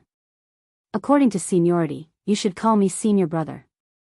Rog quickly introduced himself. Rog? You are that Rog. Strange felt that Rog looked familiar just now, as if he had seen him somewhere before. After hearing Rog's self-introduction, he immediately reacted. The 4th Hokage, the director of Konoha's intelligence agency, the man who destroyed Wakanda, that's right, it's me. Don't look at me like that. I don't eat people, and I'm not a psychopathic murderer. I just told you that I am also a student of Ancient One, and I am your senior brother. Although Strange didn't say it out loud, Rog had seen through his thoughts from his eyes and expression. In fact, Strange can't be blamed for this, it's purely because the impression he left in the minds of the people before was a little too overbearing. What are you looking for me for? Although he was very curious why the legendary 4th Hokage suddenly appeared in front of him and claimed to be his senior brother. However, Strange is also a person who has seen big scenes after all. He quickly calmed down and asked about Rog's intentions. I don't know if Ancient One told you, but she just told me to guide you for a while and take you to deal with the current vampire incident in the United States. If possible, Rog really doesn't want to pay much attention to the vampire's affairs. This is why he has always refused Tawny's request to the military. But he didn't expect that Ancient One would actually ask him to deal with the vampire's affairs, and with Strange, the new sorcerer. Ancient One told me that there would be a new sorcerer to guide me for a while, but she didn't say it was you, and aren't you a ninja? When did you become a Camartage sorcerer? Like Rog, Strange didn't expect that Ancient One would arrange for Rog to guide him, which made him frown unconsciously. Strange knows that Rog is very strong, and he is a ninja who can fight against the US military by himself. But he also doesn't understand why Ancient One would make such an arrangement. I am indeed a ninja, and sorcerer is just my part-time job. Although I am not a pure sorcerer, I am proficient in magic, and it is not a problem to guide you. Rog doesn't know how much magic Strange has learned now. However, judging from the fact that he is still reading the Sanskrit version of the basics of magic, he won't be joining Camartage for too long. Really, that's not necessarily the case. As he spoke, Strange silently closed the book that was as thick as a brick. Then, as if he was performing a finger dance, his hands quickly danced. A few seconds later, golden whips connected to each other appeared between his hands. Light of magic. When Strange just made the first magic gesture, Rog knew what magic he wanted to use. However, he didn't stop Strange. Instead, he allowed Strange to cast the spell. When the golden magic whip in his hands took shape, Strange raised his right hand and tried to throw the magic whip in his hand at Rog. However, at the moment he raised his right hand, Rog's body quickly emerged with magic fluctuations. Hold human spell. In just an instant, Strange's whole body was completely fixed, maintaining the posture of trying to whip Rog with the magic whip. Hold human spell. This is not a compulsory spell for Camartage mages.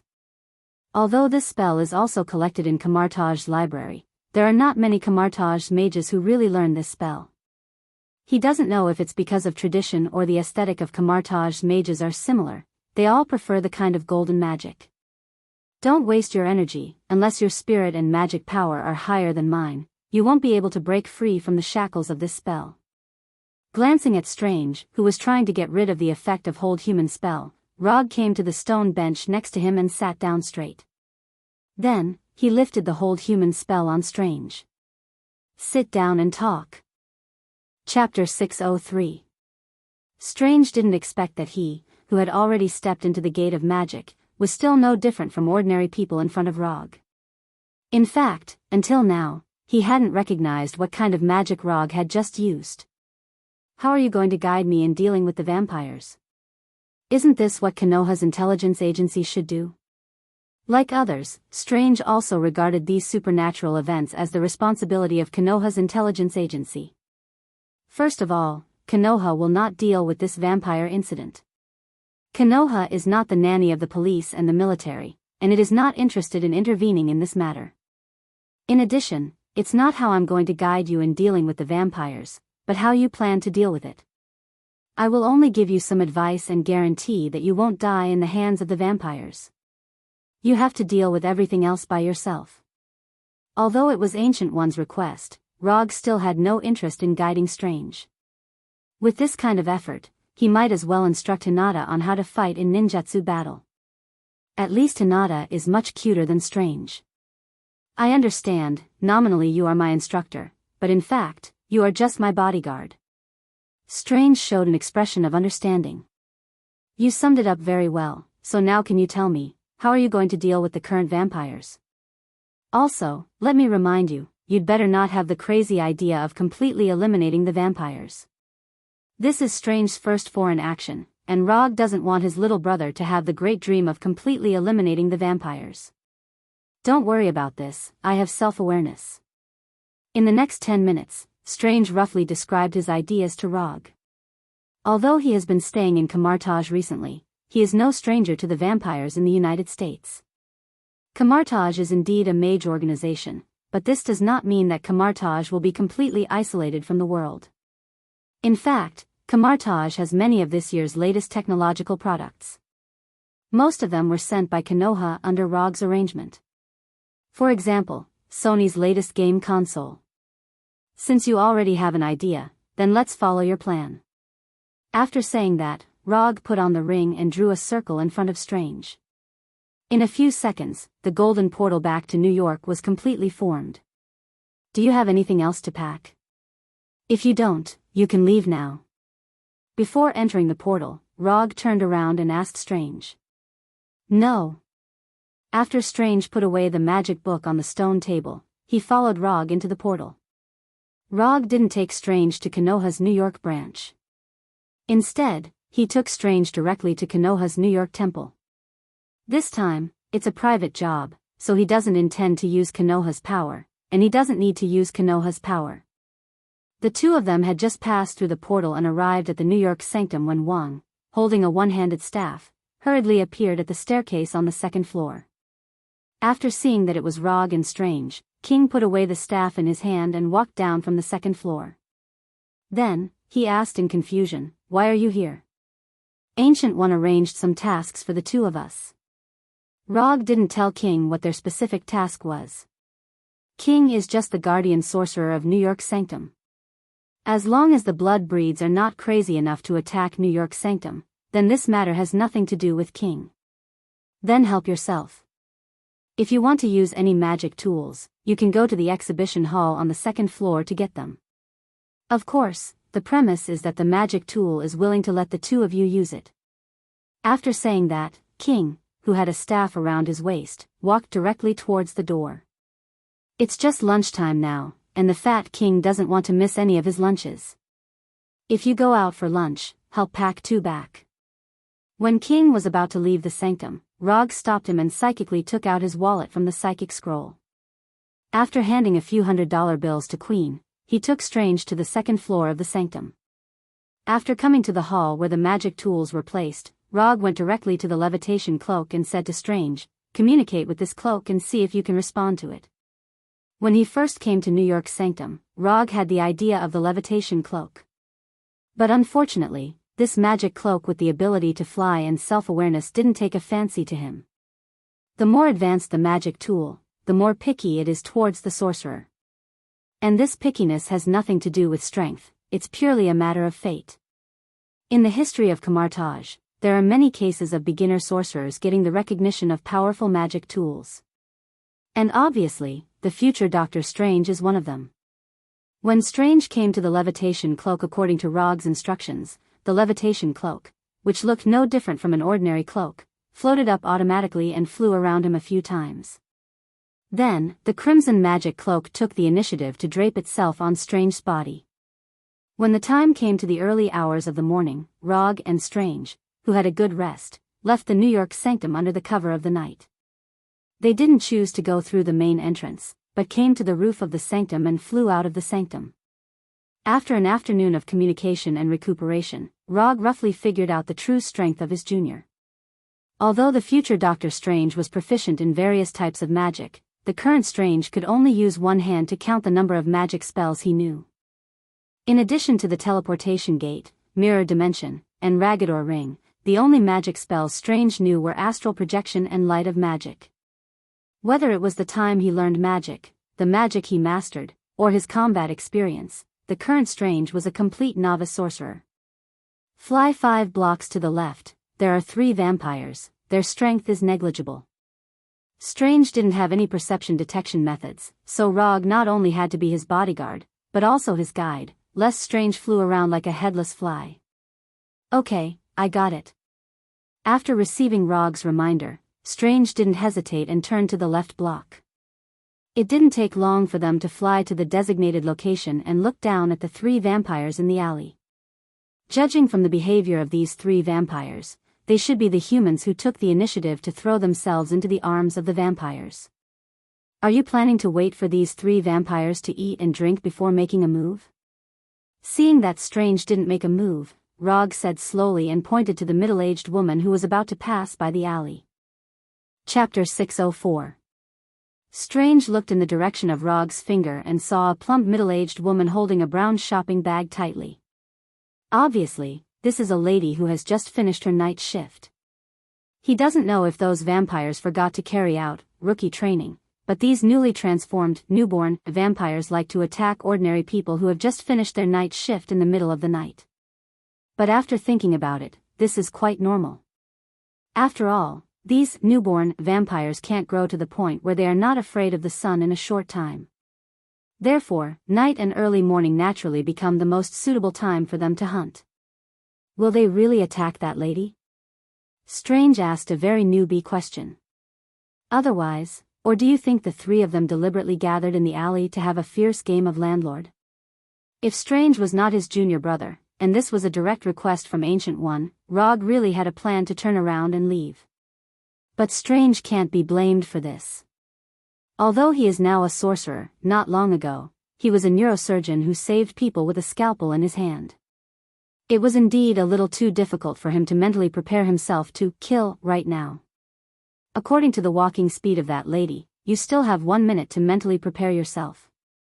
If you still can't make up your mind, that lady will become a corpse that dies of excessive blood loss in front of you. Although vampires suck blood, unless they encounter extreme circumstances, vampires generally do not suck all the blood of the target. And in many cases, vampires do not suck blood to maintain their own survival, but just to satisfy their own perverted desires. For example, they enjoy the look of fear shown by humans before death, or kill humans to prove their strength, etc. I see. After speaking, Strange, wearing a floating cloak, began to fly towards the dark alley where the 3 vampires gathered. Be careful of being bitten. Rog did not forget to give some safety advice to his junior brothers. When Strange flew towards the 3 vampires, Rog landed on the roof of a nearby building and sat on the edge of the rooftop to observe Strange. Although Strange was a doctor before, he was now a mage who had received Kamartaj's basic mage education. He did not stupidly land in the alley. Instead, he quickly waved his hands and prepared his first spell. This was the mirror dimension. Not bad, not too stupid. Just by looking at Strange's gesture, Rog recognized the magic he intended to cast. Although Rog wasn't sure why Strange wanted to increase his home field advantage or because he didn't want the next battle to affect the innocent bystanders, he still gave a good evaluation. He didn't get nervous because it was his first battle, and he didn't lose his judgment because he was outnumbered. Just based on these 2 points, Strange was much stronger than the others. Of course, this could also be related to his previous occupation. After all, neurosurgeons were a profession that required absolute calmness. After preparing the spatial mirror in his hand, Strange instantly increased his flying speed and fell into the alley like a meteor. Then, he slammed the mirror space magic that he had already prepared on the ground. In the blink of an eye, the unique spatial fluctuations of the mirror dimension swept through the alley like a hurricane and finally enveloped the entire street. When the unique spatial fluctuation of the mirror dimension arrived in front of him, Rog, who was sitting on the roof, reached out his right hand at lightning speed. It was as if he had broken an invisible glass, causing the space in front of him to fold strangely like broken glass. Strange's magic control was good, but at this time, he made a mistake that he shouldn't have made. He isolated his bodyguard, Rog, from the mirror dimension. So Rog could only do it himself and let himself enter the mirror dimension that Strange unfolded, lest he really become a bystander. The 3 vampires who were waiting for their prey in the alley didn't expect that what they were waiting for was not a prey that could give them a full meal, but a mage with a golden circular magic shield in both hands. Ragador Ring, Kamartaj's compulsory magic. Like the ninja school's 3-body technique, Ragador Ring was also a spell that wasn't difficult to learn, but had a large range of use. Watching Strange and the 3 vampires staring at each other, Rog unhurriedly retrieved a bottle of iced Fatty's happy drink from his medium scroll and started drinking leisurely. Novice Mage vs Newborn Vampire. This seemed to be a coincidence, but in fact, this was the result of Rog's deliberate choice. There were more than just these 3 vampires active now, there were also vampires closer to New York's Holy Temple. But considering Strange's current strength, Rog deliberately chose these 3 newborn vampires that had just been converted not long ago. After a few dozen seconds of stalemate, the 3 vampires took the initiative to attack Strange. Compared to werewolves, vampires were a more calm dark race. But this was only limited to those vampires who already had a noble title. For newborn vampires, especially those that had just been converted from humans, they often couldn't control their thirst for blood and their mentality of suddenly having extraordinary strength. Therefore, these newborn vampires would often act more beastly than werewolves. In fact, most of the vampires that had injured humans were done by these newborn vampires. Under Logue's gaze, the 3 newborn vampires sprinted towards Strange like wild beasts, revealing their extremely long canine teeth that were characteristic of their race. Facing the attacks of these 3 newborn vampires, Strange didn't show any fear, and constantly adjusted the position of his hands according to the direction of the attacks. Clang clang clang clang clang. When the claws of the 3 vampires hit the rings of Ragador in Strange's hands, the rings of Ragador let out a metallic clashing sound. At the same time, the hovering cloak on his body flew out of its own accord and tied up the blood breed in front of him tightly. When the hovering cloak bound one of the vampires and brought him to crash into the other 2 vampires, Strange decisively retreated a few steps and removed the Ragador ring in his hands. Although the magic power of the Ragador ring could cause some burns to these vampires, these burns wouldn't take long to be healed by the regeneration ability of vampires. Therefore, Strange decisively gave up on counterattacking tactics and decided to use offense instead of defense. Magic Light. A second or 2 later, a magic whip flickering with golden sparks appeared in Strange's hands. Chapter 605. In the minds of most people, mages were a group of people with weak physiques. But Kamartaj's mages were a bit different. Among the many mages, Kamartaj was one of the few mages who would make close combat a compulsory course for newcomers, and also had a certain requirement for the mage's physique. To some extent, Kamartaj's mages were similar to Rog's impression of those battle mages, who would cast a light spell, then add buff spells such as Bull's strength and Cat's agility to rush forward. When the light of magic condensed into a golden magic whip, Strange didn't hesitate and directly waved the whip in his hand towards the vampire in front of him. Pa. Strange was just a neurosurgeon with a surgical knife before, but when he swung the magic whip in his hand, Rog saw a trace of proficiency that didn't match his profession. This kind of proficiency made Rog couldn't help but associate it with some unique hobbies belonging to a minority group of people. White coat, long whip, howling man, some inappropriate images appeared in Rog's mind. It shouldn't be, right? When such an association appeared in his mind, the way he looked at Strange became a bit strange. At this time, Strange didn't know what Rog was thinking, and he didn't know that Rog had already silently labeled him in his heart. With the help of the hovering cloak, Strange, who was fighting one against many, not only did not fall into a disadvantage, but he also beat the 3 new vampires in front of him. After being whipped by Strange again and again, the 3 vampires who also had no combat experience involuntarily had the idea of retreating.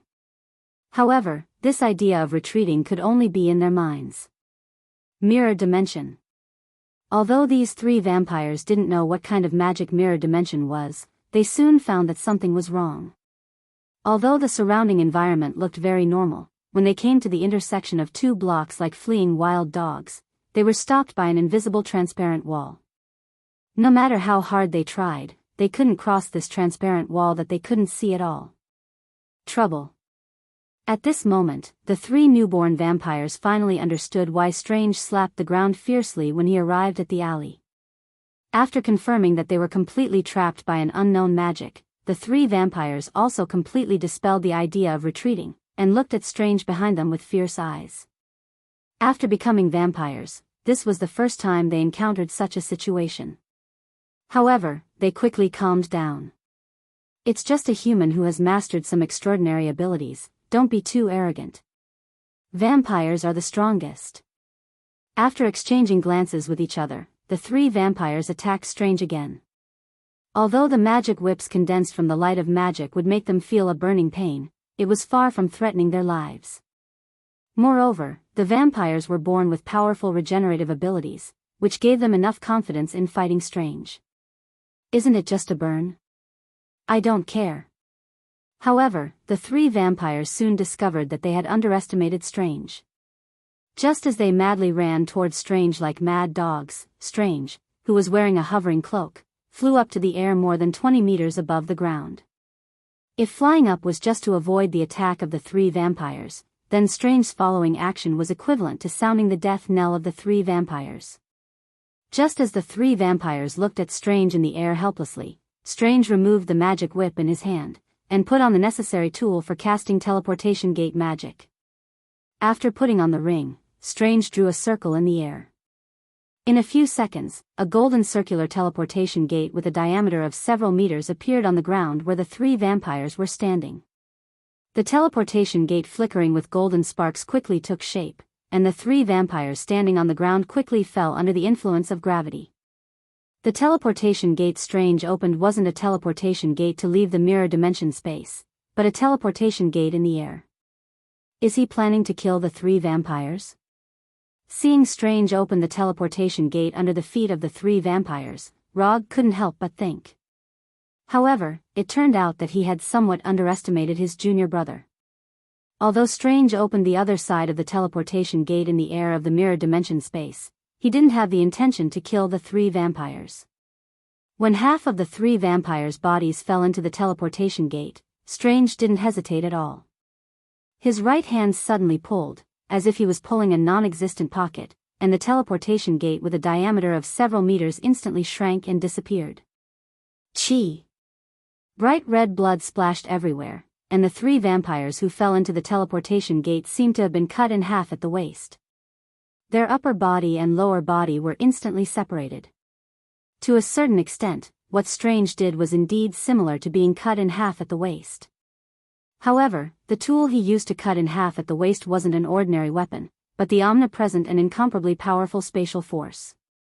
Using the formidable power of the spatial restoration gate, Strange easily completed the purpose of cutting in half at the waist. Being instantly cut in half at the waist, whether for humans or vampires, was a heavy blow that their lives couldn't bear. The only difference was that after humans suffered such a heavy blow, it wouldn't take long for them to report to the Grim Reaper. Vampires, on the other hand, could hold on a little longer. Vampires were born with a powerful regenerative ability, but at this time, not only could it not heal their injuries, but it also became the source of their pain, greatly prolonging their suffering time. Well done. Although Strange's teleportation gate cutting in half at the waist was not amazing, considering that this was his first battle, and that he faced 3 vampires at once, his performance could be regarded as excellent.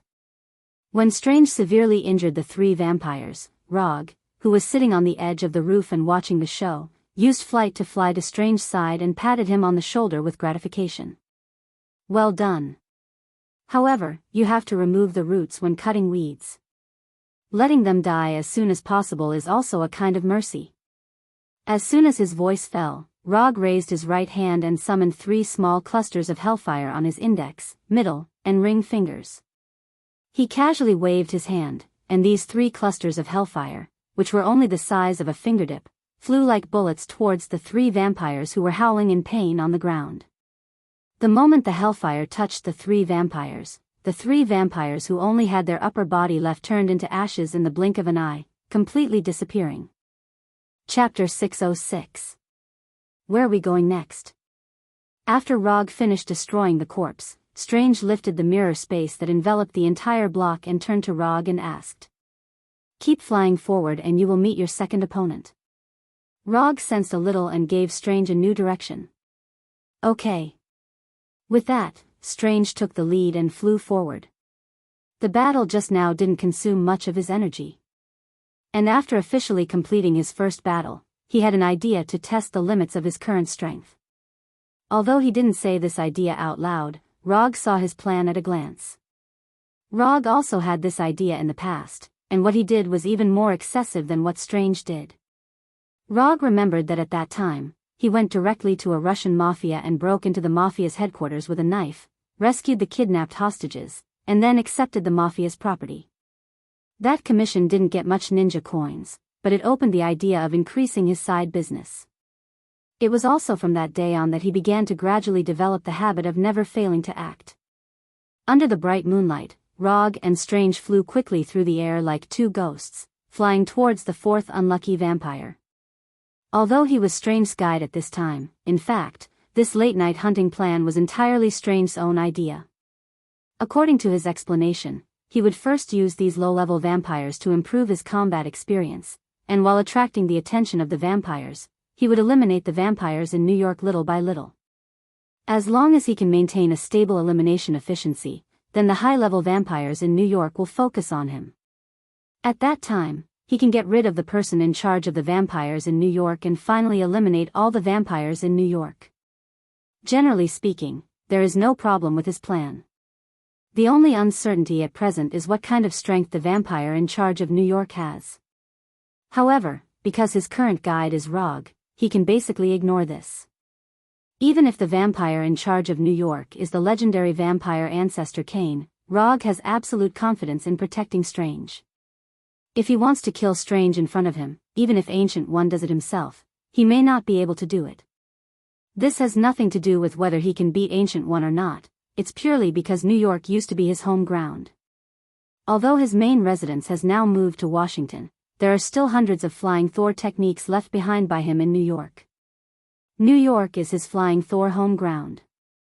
After flying for more than 10 minutes, Rog and Strange met their second target of the night as they wished. To be precise, it was the second vampire. He was different from the 3 newborn vampires. Although the one in front of them was also a newborn vampire who had just transformed from a human into a vampire, the power of his blood was stronger than the previous 3 combined. Just by looking at the power of his blood, this newborn vampire had already reached the point where he was about to become a noble. Noble, Marquis, Count, Noble. This was not only the division of strength among the vampires, but also a reflection of their status. When the vampires still abided by the precepts of seclusion, any vampire can get a title that belongs to them. The only difference is that some vampires advance faster, while some vampires can only rely on their long lives to accumulate experience, to improve their title little by little. Brandy Johnson is very satisfied with his current life, or to be precise, he is very satisfied with his life after becoming a vampire. After the vampires appeared in the human world, Brandy Johnson realized that this was an opportunity to completely change his life. While most people were still wary of the legendary blood breeds, he did everything he could to find a blood breed in New York. He, who had taken the initiative to approach them, had almost become the vampire's food. However, after he groveled and expressed his admiration and yearning for the great blood tribe, he obtained the opportunity to receive the embrace from this blood tribe. To some extent, he can even be regarded as the first human in New York to take the initiative to embrace the vampire. Although it was shameful to give up the identity of a human, his sacrifice allowed him to see the hope of changing his life. After accepting the embrace and becoming a blood breed, he displayed an extremely high talent. In just a few months, he grew from the lowest level of vampire to only one step away from becoming a baron. Even his father, who gave him the embrace, was shocked by the talent he displayed. As long as he maintained his current hunting and feeding efficiency, it would take him at most half a month to raise the blood power in his body to the point where he could be promoted to a baron. He would become a true noble vampire with a title and be recognized by the clan. Yes, as long as a vampire had a title, he would be recognized by the clan. He would not be seen as a servant or slave. Before he became a vampire, Brandy Johnson had been a young man who had a bright future ahead of him. However, real life taught him a lesson time and time again. If you didn't have a prominent background, if you didn't have the absolute talent to look down on others, if you didn't have the support of a superior, then, no matter how hard you try, you will never be able to break those invisible, intangible, but real, unspoken rules. Brandy Johnson also fantasized about using hard work to change his not-so-outstanding background and family background. Unfortunately, in a capitalist society where money was paramount, the harder he worked, the faster his boss could get the latest Ferrari. Not to mention the fact that his credit had been stolen by his flatterer colleague, and that his longtime girlfriend had thrown herself at his sports car driving friend, and a series of melodramatic but real events, he was in despair. However, just as he was considering whether to take the initiative to end his clown-like life, the vampire appeared. Although a few months had passed, he still couldn't forget the scene when he became a vampire. His fat boss and flattering colleague knelt in front of him and begged for mercy. He also couldn't forget the fear and regret on his ex-girlfriend's face when he sucked her blood dry. Of course, he also couldn't forget the scene of the sports car friend who he once regarded as a confidant, but who appeared on his girlfriend's bed, crying in pain when he broke all 4 of his limbs. That cry was extraordinarily pleasant to hear. Thinking of this, a morbid smile appeared on Brandy Johnson's face. Chapter 607. Be careful, the opponent's strength is stronger than the previous 3 blood breeds combined. Roger said to Strange as soon as he arrived at Brandy Johnson's location. Okay, I got it. Strange frowned and looked at Brandy, who was sitting on the rooftop, and replied in a serious tone. Brandy Johnson, who was sitting on the rooftop, suddenly raised his head and looked in their direction. Just as he was about to cast a spatial mirror spell to land in front of his target, Brandy Johnson suddenly raised his head and looked in their direction. Good hearing. Rog wasn't surprised that Brandy Johnson was able to discover his and Strange's arrival in advance. Any vampire with a noble title possessed senses that were far sharper than ordinary people. When Brandy Johnson raised his head, Strange was stunned for a moment.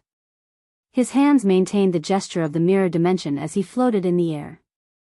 This, Strange, who lacked enough experience, didn't know whether to continue landing or not.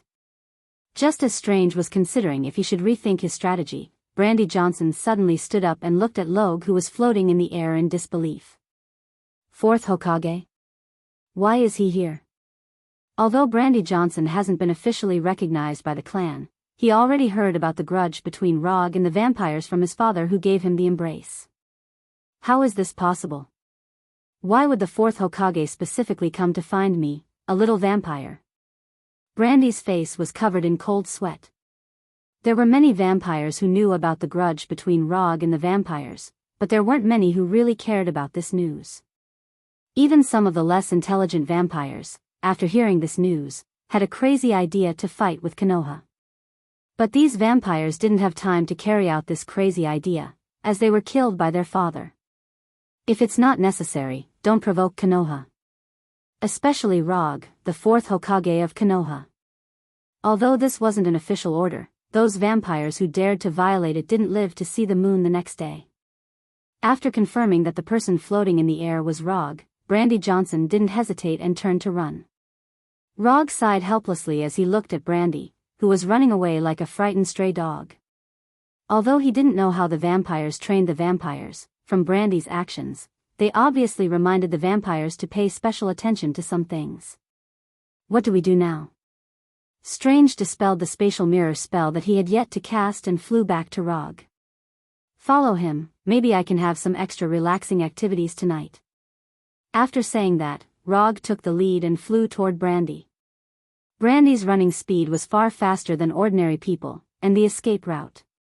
But in front of Rog, who has the ability to fly and chakra, his escape was declared a failure. Rog and Strange followed behind him, like two hunters stalking their prey. How could this be? Could it be that they found out that I tortured and killed my ex-girlfriend and friends? Didn't they say that as long as I don't provoke Konoha, Konoha's people won't come? Brandy, who was running frantically, thought about the possibilities in his mind. But he would never have thought that the reason why he met Rog tonight was purely a coincidence. After flying for nearly half an hour behind the running Brandy, Rog and Strange came to an abandoned factory. In order to prevent Brandy from noticing that he was following them, Rog even cast a group invisibility spell on himself and Strange to conceal their figures. Under the gaze of the two of them, Brandy Johnson carefully walked into the factory that had been abandoned for a long time.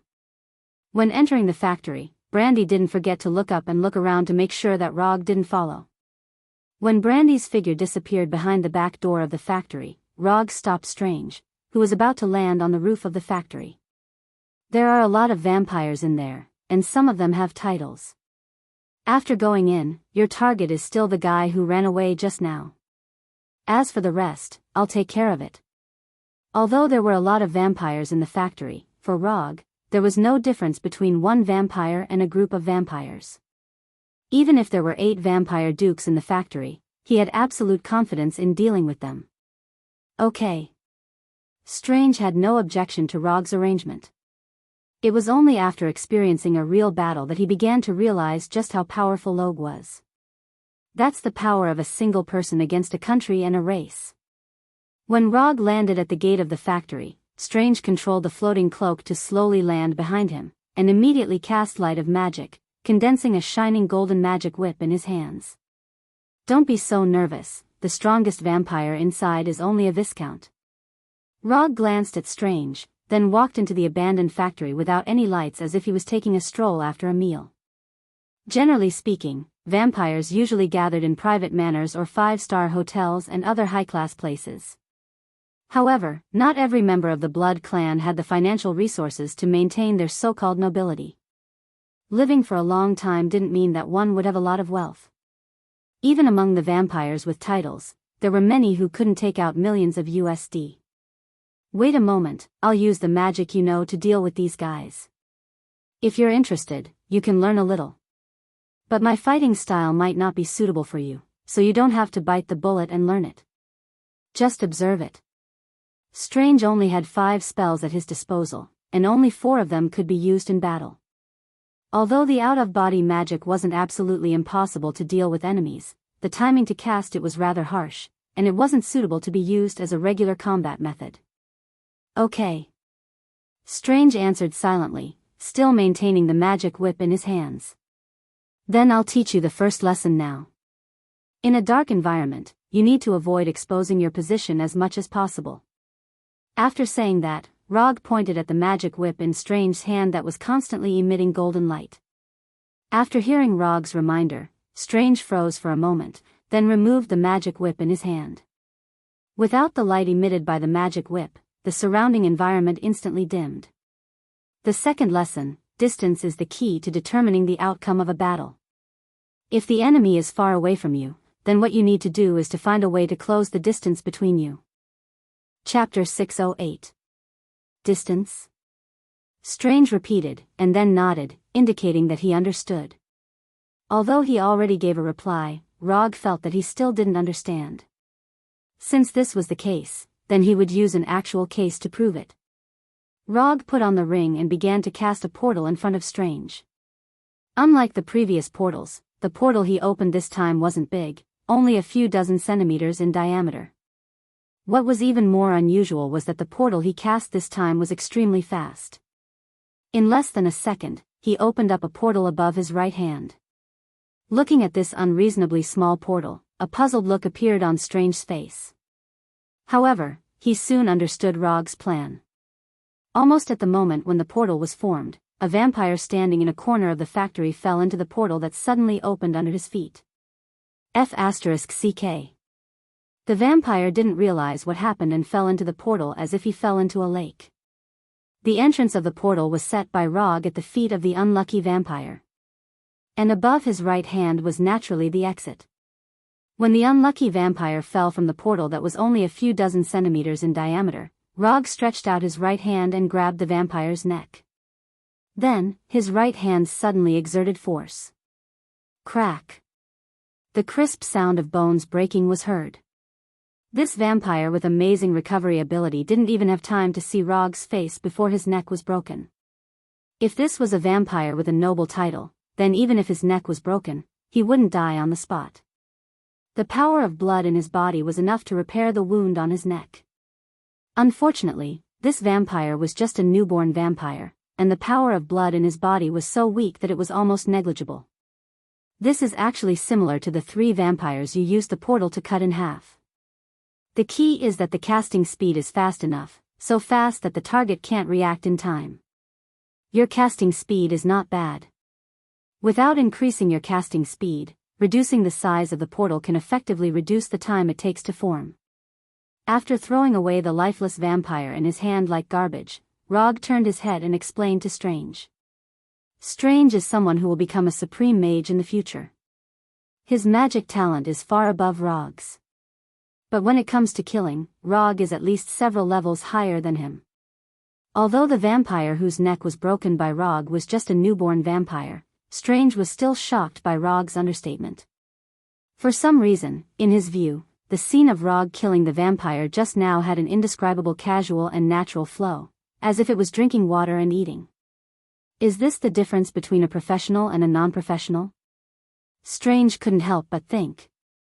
The use of the portal is far more than what the book said. If you're interested, you can study it yourself. Rog said as he walked inside the factory. At the same time, he was thinking about the next guidance. Very quickly, he came up with the next subject for Strange's guidance. I see that you're quite familiar with the magic light. Then, I'll tell you some of the combat essentials of this magic. Rog, who was walking slowly, suddenly stopped and turned his head to Strange. Look carefully, don't blink. As soon as his voice fell, Rog once again cast the portal magic. The blood breeds in the factory immediately reacted when the blood breeds suddenly fell into the portal beneath their feet and disappeared. While Rog was explaining to Strange, these vampires showed their innate speed and agility and quickly changed their position. But in front of Rog's chakra perception, their stealth movements were meaningless. In the blink of an eye, another portal with a diameter of tens of centimeters was formed and appeared under the feet of a vampire. In the next second, this unlucky guy fell from the portal in front of Rog. Light of magic, blade form. The moment this vampire was about to land, Rog's right hand swung out like lightning. Under Strange's gaze, a golden magic blade instantly appeared in Rog's right hand. Then, with lightning speed, it slashed across the vampire's neck. One slash, decapitated. When the golden radiance slashed across the vampire's neck, the magic blade instantly disappeared. This vampire's head was thrown high into the air and fell heavily to the ground. Rog said slowly, light of magic can be condensed into various forms of weapons. For example, I prefer to condense it into the form of a katana that is convenient for slashing.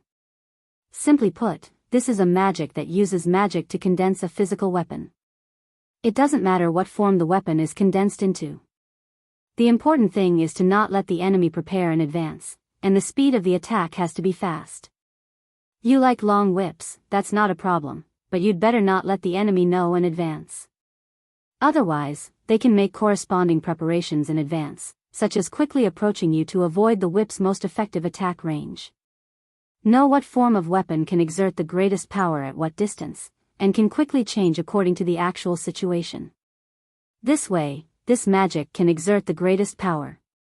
Rog patiently explained, fearing that Strange didn't understand something. In fact, this kind of thing could be understood by Strange in future battles. But since he accepted the task of guiding Strange, he would naturally do his best to help his junior grow up. Understood. Although Rog was a mage taught by Kamartaj, Strange found that Rog's understanding of light of magic was completely different from his. In Rog's eyes, light of magic was a close-range weapon arsenal. And he found that no matter what kind of magic Rog used, he would try to pursue the instant effect as much as possible. In this regard, he was completely different from Kamartaj's fighting instructors. Not only did Kamartaj's mages like glittering magic, but they would also deliberately maintain the golden effect, as if they were afraid that others couldn't see it. But Rog was completely different, he seemed to hate these golden effects. There's nothing much to teach about mirror dimension. It's just a matter of the size and casting speed. You can slowly study this by yourself and strive to achieve instant effect. A spell that could be cast instantaneously was a good spell suitable for battle. Chapter 609. Whether it was magic or ninjutsu, Rog pursued instant casting as much as possible. Although ninja was a melee profession, he had the heart to become a magic canon. Because of the gift of Muji, he could basically cast ninjutsu instantaneously. As long as the amount of chakra could keep up, he could transform into a ruthless ninjutsu machine. However, magic was slightly different.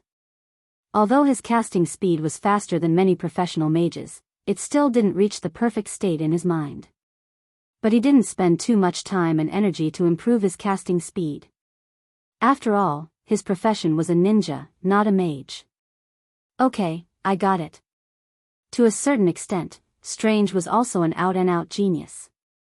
However, compared to those who were arrogant and unruly just because they had some talent, he could be considered as a person who always maintained a humble attitude. There are 10 vampires here. Except for the one who escaped from the rooftop, leave the rest to me. Go to the left, you should be able to meet the guy who escaped. After that, Rog raised his right hand and motioned to Strange, indicating that he should go to the factory alone. If he wanted to know if the guidance was effective, he would let him fight. This was like a teacher who liked to test the student's learning progress by assigning homework. Although Rog wasn't Strange's teacher, he also wanted to see how much his little brother had learned. After seeing Rog's signal, Strange nodded silently and walked straight into the dark factory. When Strange's figure disappeared into the left entrance, Rog stretched his neck, then summoned the silver Kusanagi sword, and hummed a little tune as he walked to the right. Although there were several vampires with titles in the factory, Rog wasn't particularly worried about Strange's safety. Not to mention that Strange had a certain ability to protect himself. The new artifact he just got today was enough to ensure that he wouldn't be instantly assassinated by the vampires. The hovering cloak was no ordinary magic item. If one were to evaluate it in terms of grade, it would be a genuine ancient divine artifact. Aside from flying and cooperating with its owner in battle, the hovering cloak also had powerful defensive capabilities. It could withstand most physical and magical attacks. In addition, it also had the ability to transform and shrink or extend at will. It could transform into normal clothes, such as a suit. If it weren't for the fact that the hovering cloak didn't approve of him, Strange wouldn't have gotten the chance to own this self-aware ancient divine artifact. Rog didn't tell Strange that Brandy Johnson wasn't the only one on the left side of the factory. There were also 3 blood breeds who were stronger than Brandy Johnson. 1 Viscount and 2 Barons. The 3 strongest blood breeds in the factory were now with Brandy Johnson. Rog deliberately concealed this point because he wanted to see how Strange would deal with this sudden situation. Although Ancient One asked him to guide Strange, he did not ask him to be Strange's nanny. If Strange couldn't even deal with these little blood breeds, then he wasn't qualified to be the supreme sorcerer, and he wasn't qualified to take the time stone from Ancient One. After entering the dark and turbid passage, Rog stopped and cast a ninjutsu that he rarely used. Ninjutsu, mist concealment technique. As the chakra in his body began to flow, a thick mist quickly surged in the dark passage. As time passed, the mist became thicker and spread out along the passage. When the thick mist seriously blocked the line of sight, Rog walked forward again. This time, he didn't hum a tune, didn't make any sound, and even the sound of his footsteps seemed to have completely disappeared. Who did that guy Brandy meet outside? I've never seen him so flustered. Who knows, I've never liked him. Didn't he just receive the embrace earlier than us? What's there to be arrogant about? Do you think he met someone from the Avengers? Wasn't the Avengers taught a lesson by the ancestor some time ago? Maybe he met those street vigilantes. The street vigilantes that these blood breeds spoke of were the vigilantes represented by Daredevil. Strictly speaking, Gwen was actually a vigilante. Although she had the strength to become a superhero, because she didn't participate in any major crisis, she wasn't a real superhero. While these vampires were whispering to each other, Logue, who was using a different kind of silent killing technique, silently appeared behind them and watched them complain about Brandy Johnson. Mist, silent killing technique. This was the famous move of the Mist Ninja Zabuza, who was known as the Ghost Man. Chakra hit the whole body, and the purple chakra flow burst out like a ghost, and then through the fog produced by the mist concealment technique, he hit his tracks and moved at high speed to assassinate the enemy in the fog. If he was in a good mood, he could also appear at the last moment for an ultimate kill. However, this assassination method belonged to Zabuza's silent killing technique, not Rog's silent killing technique. Rog borrowed some ideas from Zabuza's silent killing technique and made some improvements. For example, the effect of stealth in the fog was enhanced, and the high-speed movement assassination was adjusted to silent movement assassination. Of course, if necessary, he could also switch silent movement to high-speed movement. But in this way, the effect of silent approach would be significantly weakened. Is it foggy? Because of the dim light, these blood breeds who complained about Brandy Johnson only now discovered the thick fog that had already shrouded them. How can there be fog here? This is chi. Before the vampire finished speaking, Rog, who had appeared behind them for a long time, waved the Kusanagi sword in his hand. The head that flew high and the blood that burst out suddenly awakened the group of vampires, and they fled in all directions like frightened birds. However, they had just taken a few steps when they saw a silver arc flash in the fog. Chi! Another vampire had been beheaded. In less than a few seconds, 2 vampires were beheaded. But what shocked them even more was that they didn't see the attacker's appearance until now. Not to mention who the attacker was, they didn't even see where the attack came from. Just as the 4 surviving vampires gathered back to back in fear and looked around for the attacker, a silver-white arc once again streaked across the thick fog. Chapter 610. Chi. Another head was thrown high into the air, accompanied by fresh blood. The silver-white light flashed, and another vampire's life was taken away. Under Rog's silent killing technique, the remaining 3 vampires felt an indescribable pressure. Since they abandoned their human identity and became vampires, it was the first time they felt this kind of fear of death that made their bodies tremble uncontrollably. What the hell is going on? Although they wanted to know the answer, unfortunately, they were destined to go to hell with this question. For these former humans, who took the initiative to throw themselves into the arms of the vampires, Rog had no intention of holding back. He was not interested in knowing why these people chose to become vampires, but he despised this kind of inhumane approach. Human beings do have a lot of shortcomings, but no matter how many shortcomings there are, it is not a reason to give up their human identity. With Rog's strength, he can quickly kill these vampires in a short time. But he didn't do so, but deliberately slowed down his speed, a little bit prolonging the fear of these vampires. Under the great pressure of death, these vampires could no longer maintain their calm, and began to panic and run away. However, their efforts were doomed to be in vain. When improving the silent killing technique, Rog didn't forget to make some adjustments to the fog concealment technique. It's a bit of a waste to just block the enemy's line of sight through the fog. In order to make the fog play a greater role, he also deliberately covered the fog with some chakra. Although these chakra attached to the fog won't directly hurt the target in the fog, it can be used as a contact medium for other attacks. For example, genjutsu that can cause great damage to the mind. Genjutsu, Hell's View technique. Rog didn't stop these vampires from escaping, nor did he use his most commonly used Sharingan genjutsu, but he used an ordinary genjutsu that is not difficult. Compared with the strange Sharingan genjutsu, the effect of Hell's View technique is much simpler. Hell's View technique can make the opponent see the horror in their heart that they don't want to see. As for what the opponent will see, even Rog himself doesn't know. To put it simply, the view of hell was to draw out the most fearful scene in the opponent's heart and use the fear in the opponent's heart to defeat the opponent. This was similar to the so-called, "I'll kill myself." A few seconds after Rog performed the Sea of Hell technique, the three vampires screamed miserably in the thick fog. Ah!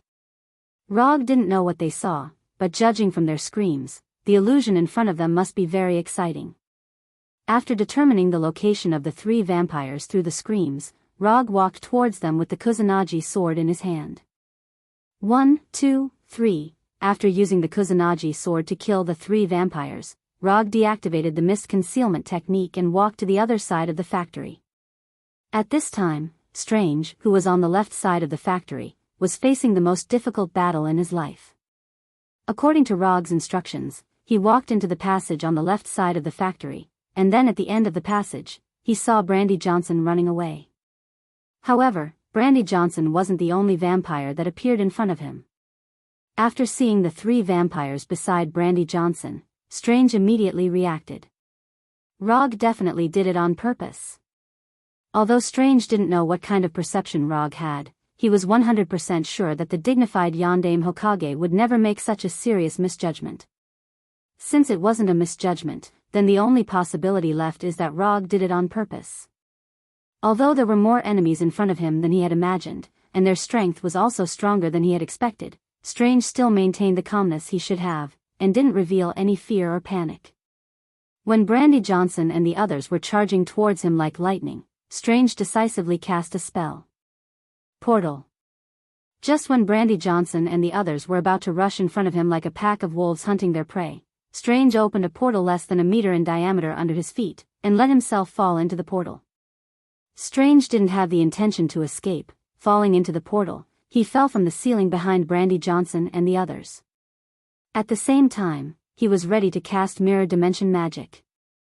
Although Brandy Johnson and the others' first siege failed, they quickly adjusted their posture, and once again attacked Strange, who was floating in the office. Mirror dimension. When Brandy Johnson's sharp nails were about to touch him, Strange pushed out the mirror dimension magic that he had already prepared. In the next second, the space between them seemed to fold like broken glass. Brandy Johnson didn't have time to react, and under the influence of inertia, he rushed into the mirror dimension magic. After trapping Brandy Johnson in the mirror dimension magic, Strange's hands danced again. The magic whip shining with golden light instantly formed, and fiercely lashed at the remaining three vampires. First, trap Brandy Johnson, then attack the rest of the enemies. Strange's tactic wasn't wrong, but he neglected a small problem. Brandy Johnson, who was trapped by him, was the weakest vampire present. Just when the golden magic whip was about to hit the vampire in front of him, the vampire, who looked to be in his 30s, revealed a mysterious smile. Then, he instantly disappeared from Strange's sight. Shadow leap. Why was it that only with a noble title could one be truly recognized by the clan? The reason was simple. Because only with a noble title could one truly learn the unique dark magic of the blood breeds. Using the power of shadows, the vampire who was supposed to be hit by the magic whip easily dodged Strange's attack, and appeared behind him in a flash. Corrosive claw. The right claw with strong corrosive power fiercely attacked Strange's back. However, just when the right claw emitting traces of green light was about to hit Strange's back, the floating cloak automatically took the initiative to meet the claw-like right hand. The corrosive claw touched the floating cloak, and then, nothing happened. How was this possible? Chapter 6:11. A cloak that doesn't take the initiative to help its owner block attacks is not a good cloak. The hovering cloak proved with its actions what an excellent cloak is. When the hovering cloak took the initiative to wrap around the vampire behind Strange, Strange once again waved the magic whip in his hand and swung it at the other two vampires. Paw paw paw. Although Strange was a neurosurgeon before becoming a mage, it has to be said that his whip skills are very good. The only thing he wasn't sure about was whether he learned this whip technique from Kamartaj's fighting teacher or from some special professions. The magic whip in Strange's hand danced in the air, and the remaining two vampires were unable to get close to him. When Strange resisted the attacks of the two vampires by himself, Rog, who had already cleaned up the small fries, quietly came near him. However, he didn't participate in the battle, but like a spectator, he admired Strange's heroic figure. No one present, including Strange, noticed his arrival. Relying on the hovering cloak and the magic whip, Strange temporarily resisted the siege of these three vampires. But as time passed, especially when these vampires began to cast magic, the pressure on him increased. Strange does have outstanding magic talent, but it can't be denied that he is still a novice mage who only knows 5 spells. The lack of magic caused him to lack sufficient means to deal with an attack. If it weren't for Rog's tutoring just now, which slightly broadened his battle thinking, he wouldn't have been able to hold on under the siege of these 3 vampires. Looking at Strange, who was constantly using teleportation magic to teleport, Rog, who had been watching the battle for a while, made his move. Fire release, great fireball. Rog, who was near the passage, took a deep breath and then spat out a huge fireball with a diameter of several meters. The astonishing orange-red fireball flew like a cannonball towards the vampire in front of Strange. Boom! A huge explosion sounded, and the exploding sparks dispelled the surrounding darkness. When Rog just spat out the great fireball, Strange opened a small portal under his feet. Although it was the first time he saw the great fireball, his intuition told him that this astonishing fireball was very dangerous.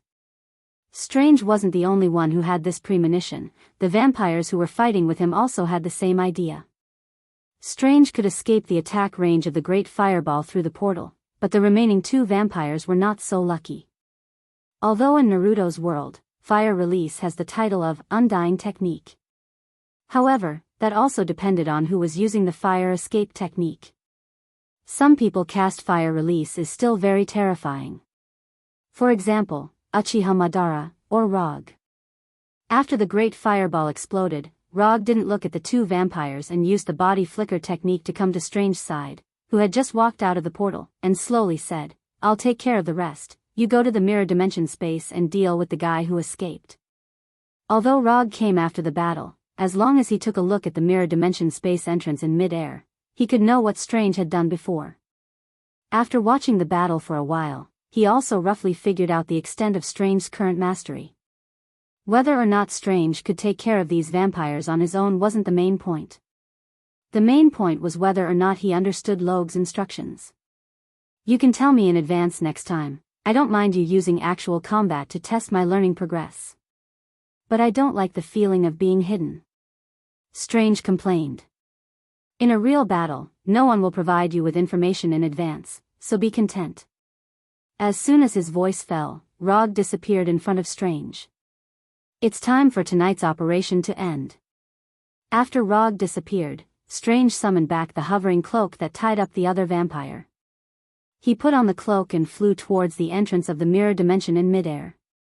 More than 10 minutes later, Rog and Strange left the abandoned factory and flew in the direction of the New York Sanctum. In terms of the results of the operation, tonight was a good hunting operation. After tonight's battle, Strange was no longer the rookie sorcerer who only had theory and no practical experience. And Rog also completed his guidance task. In the following time, he only needs to protect Strange's safety and prevent the future Supreme Sorcerer from being killed by vampires. As for the rest, it's Strange's own business. After returning to the New York Sanctum, Rog greeted the king who was guarding the sanctum. He then went to the study in the sanctum, picked up a magic book, and started reading. Although the collection of books in the New York Sanctum is not as good as Kamartaj, there are many unique books here that Kamartaj does not have. When Rog spent the rest of the night in the study, Strange returned to his room without saying a word, digesting the harvest of tonight. For Strange, tonight was definitely a memorable night. Nothing happened all night. When the sun rose the next day, Rog left the New York sanctum alone and opened the portal to return to Konoha headquarters in Washington. Although he promised Ancient One to guide Strange for a period of time and protect Strange's life and safety. But this doesn't mean that he will drop everything and stay with Strange all day. It's daytime, it's vampires' sleeping time, and Strange is now in the New York sanctum, so he doesn't need to worry about vampires' revenge. After enjoying an exquisite breakfast at Konoha headquarters, he came to the private training room located underground. The sage body from Hashirama has been completely developed, and the eye power of Manjiki Sharingan has long been raised to the limit, so the next thing to do is, of course, to upgrade Manjiki Sharingan to Rinnegan. Rinnegan, the ultimate dojutsu derived from the fruit of the god tree chakra, is known as the eye that controls life and death. The power of Rinnegan is beyond doubt, but similarly, the conditions for opening it are also extremely harsh.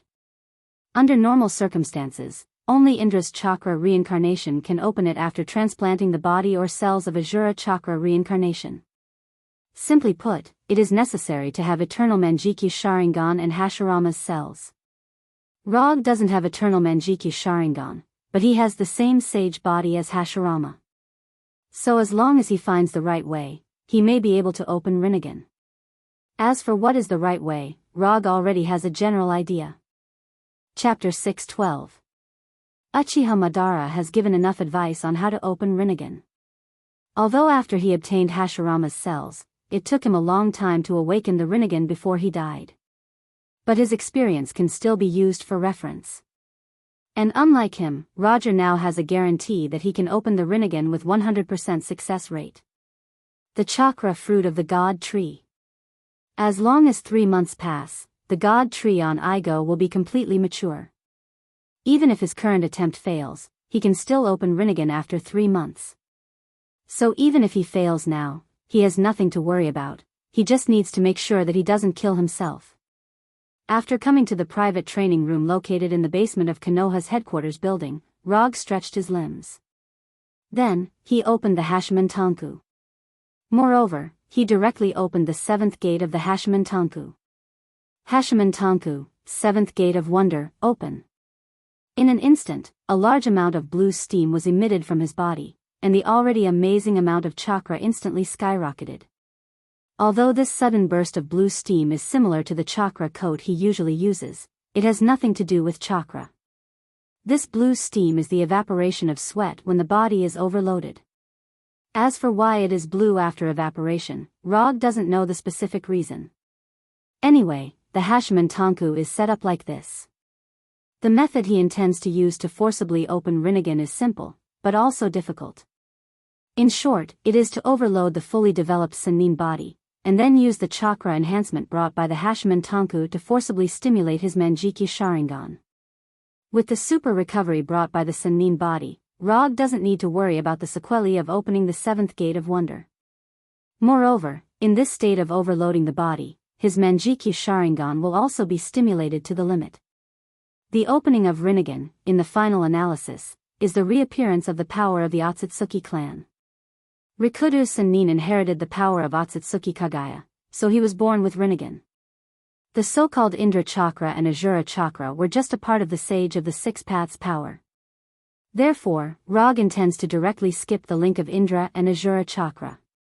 With the help of the chakra buff brought by the Hashiman Tanku, and the power of his sage body and Mangekyo Sharingan, he will touch the level of the Sage of Six Paths.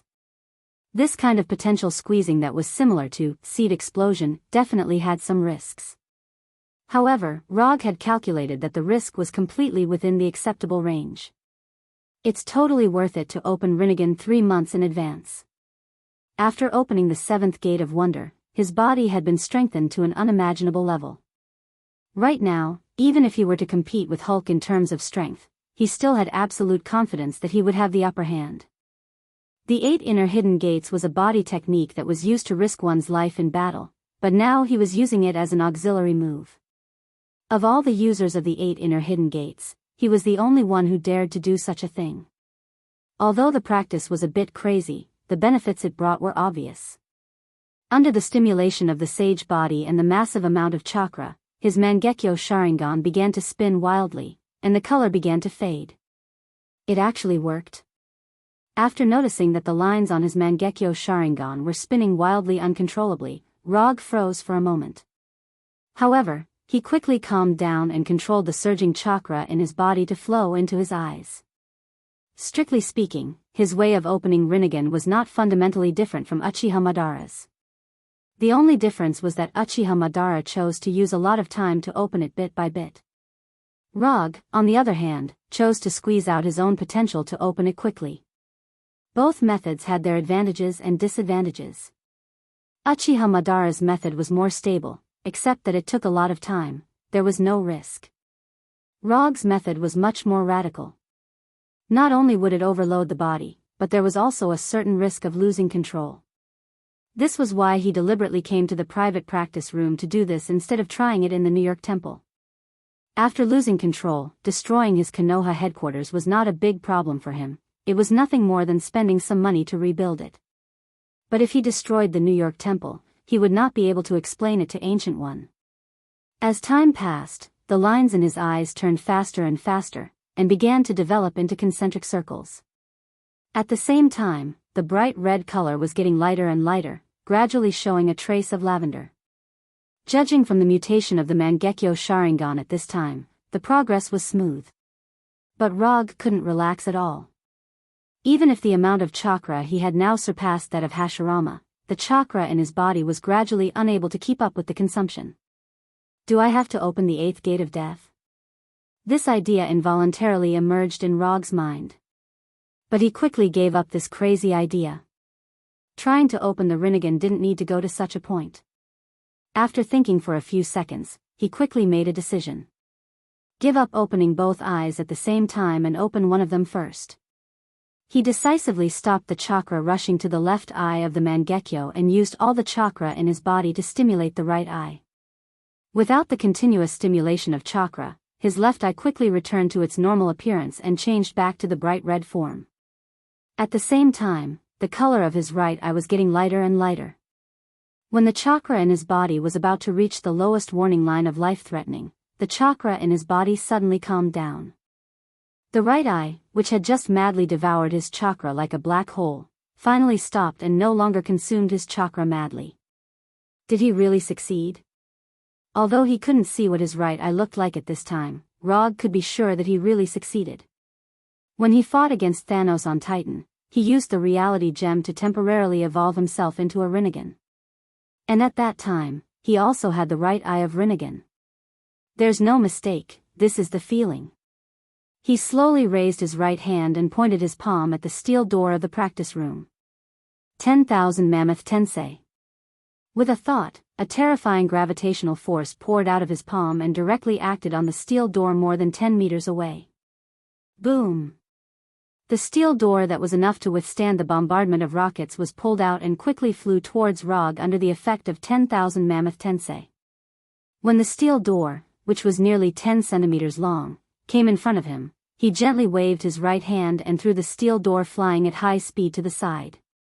This is the feeling. Rog lifted the 7th gate of wonder and smiled with satisfaction. Chapter 613. However, his smile only lasted for less than a second before it disappeared. After the 7th gate of wonder was lifted, an indescribable feeling of exhaustion flooded his body, almost making him unable to maintain a standing posture. Although he has the sage body, the Hashiman Tanku is a physical technique that consumes a lot of energy. After standing motionless for a few seconds, he controlled the little chakra left in his body and returned the flying thunder god to his room. Then, he went to the sofa in the living room and lay down regardless of his image. While lying on the sofa to recover his strength, he began to recall the relevant information about Shinra Tensei and Chibaku Tensei in his mind. After awakening the Mangekyo Sharingan, it will take the initiative to awaken the dojitsu that suits it. The Rinnegan also has similar characteristics. However, unlike the Mangekyo Sharingan that can only awaken one dojitsu, the awakening ability of the Rinnegan is not limited to a single eye.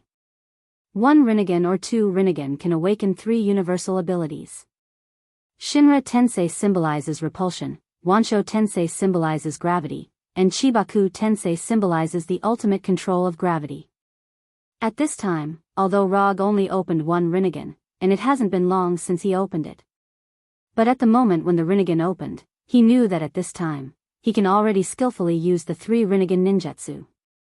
This was different from when he was on Titan Star, where he had to rely on the power of the Gem of Reality to cast it. After all, the Rinnegan he had at that time was just a fake Rinnegan made by the Gem of Reality.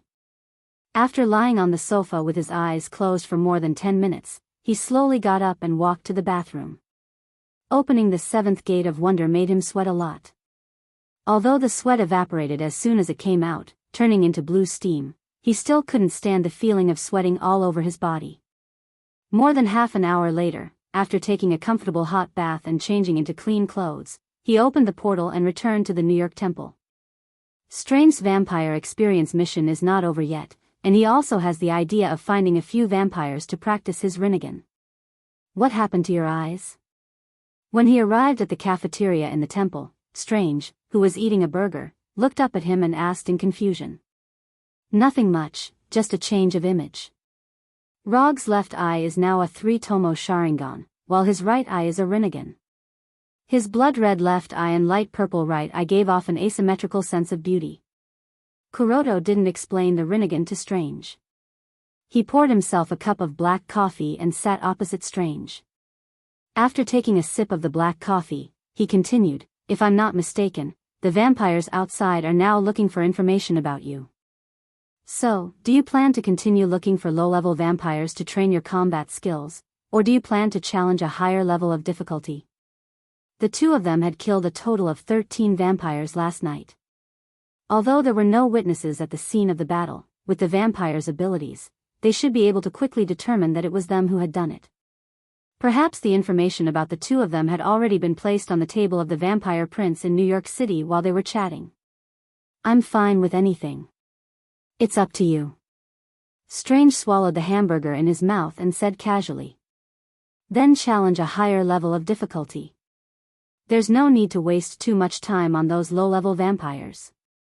You can deal with the vampires below the count level. I'll deal with the ones above the count level." Before Kane appeared, a vampire count was basically the strongest vampire in a city. Even if the vampires in an international metropolis like New York were stronger, they would at most have the strength of a marquis. But it was different now. After Kane appeared, the strength of the vampires had increased significantly. If there were no surprises, the strongest vampire in New York should be a duke. No problem. Strange didn't have any objections to Rog's arrangement. Last night, he had already fought with a vampire with the strength of a viscount. Although he didn't win, he had no problem protecting himself. If you have time today, learn a few more spells. If you only know 5 spells, you can only bully vampires below the count level. The future Doctor Strange was proficient in various schools of magic and could be considered one of the top existences in the field of magic. But the current Strange was still very far away from that realm.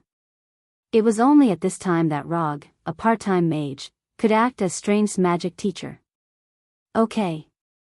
Strange ate the last bit of hamburger in his hand and answered silently. After communicating with Strange about tonight's plan, Rog went to the study in the temple and continued to browse through the magic books in the temple. Knowledge is power. This sentence was not only true in the field of science, but also in the field of magic. Time flew by. After treating the guardian king of the temple, who didn't have good economic conditions, to a luxurious lunch and dinner, Rog left the temple with Strange and began the 2nd day of hunting. Shinra Tensei.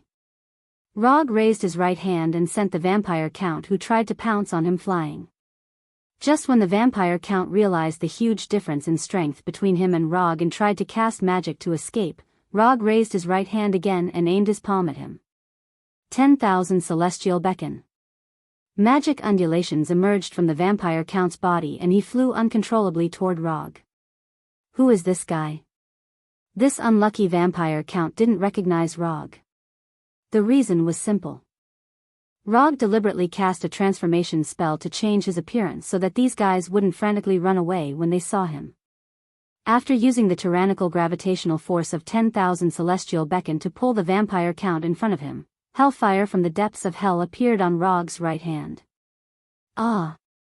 The moment his right hand wrapped in hellfire grabbed the vampire count, this vampire count who had a certain reputation among the vampires let out a miserable scream. This ear-piercing scream only lasted for a short 1 or 2 seconds before abruptly stopping.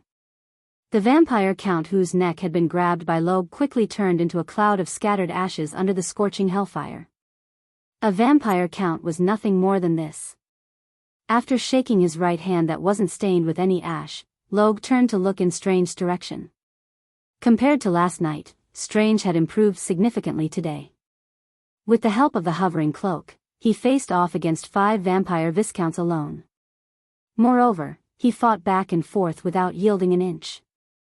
Chapter 6:14. Last night, he could only fight 1 against 3, but today, he could fight 1 against 5.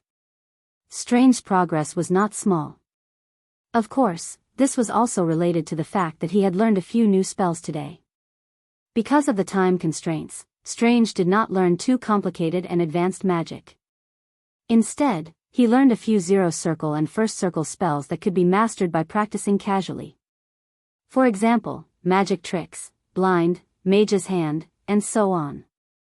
Although these spells were not advanced, if used well, they could still have an effect on the battle.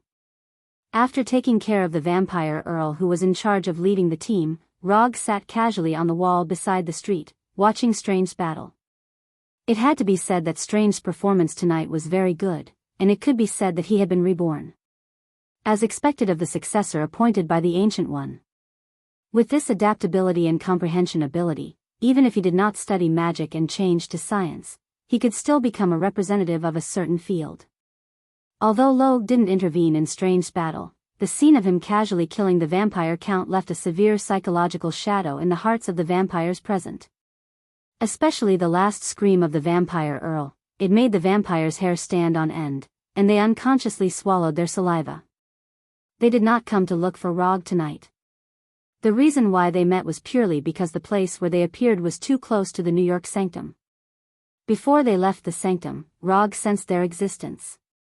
After discovering that there was an earl among them, he decisively brought Strange over. It would be a waste not to eat the appetizer that was delivered to his door.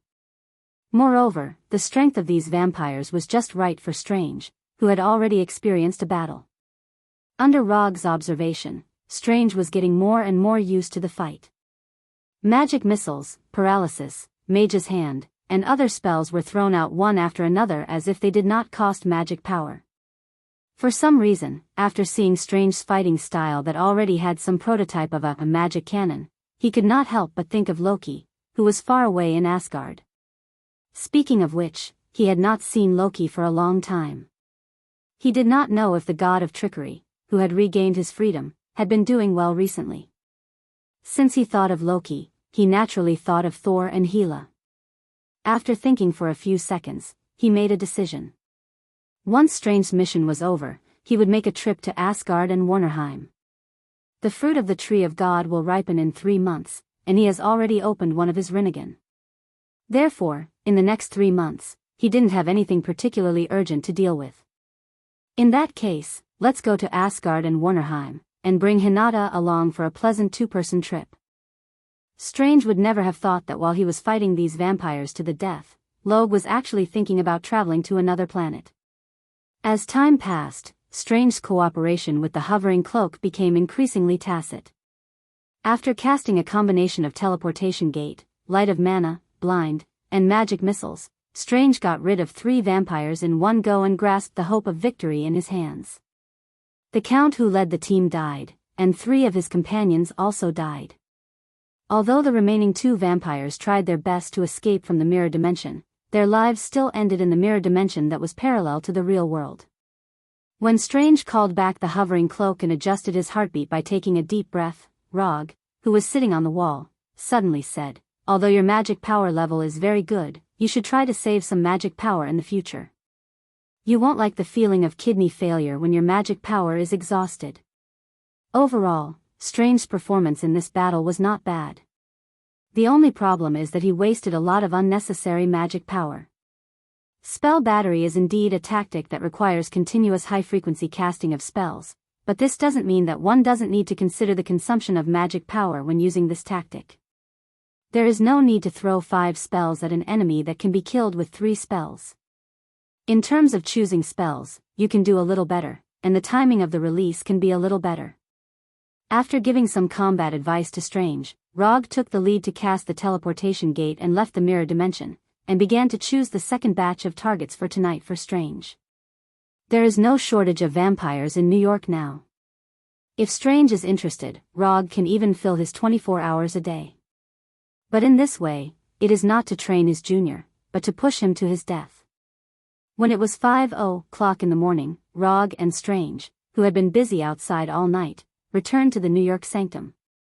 Unlike last night, Strange returned to the sanctum lying down this time. He did not die, nor was he injured. The reason why he returned to the New York sanctum lying on the hovering cloak was purely because he exhausted all his magic power and experienced the feeling of kidney failure that Rog mentioned before. More than 50 vampires had died in their hands that night. Among them, 14 were counts and above, and there were even 2 blood clan marquises. Of course, these counts and marquises were all killed by Rog, and Strange dealt with vampires below the count rank.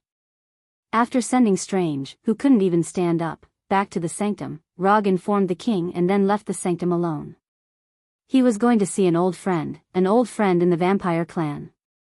After casting the teleportation gate magic to Liberty Island where the Statue of Liberty was located, Rog saw Grand Duke William standing on the Torch of Liberty.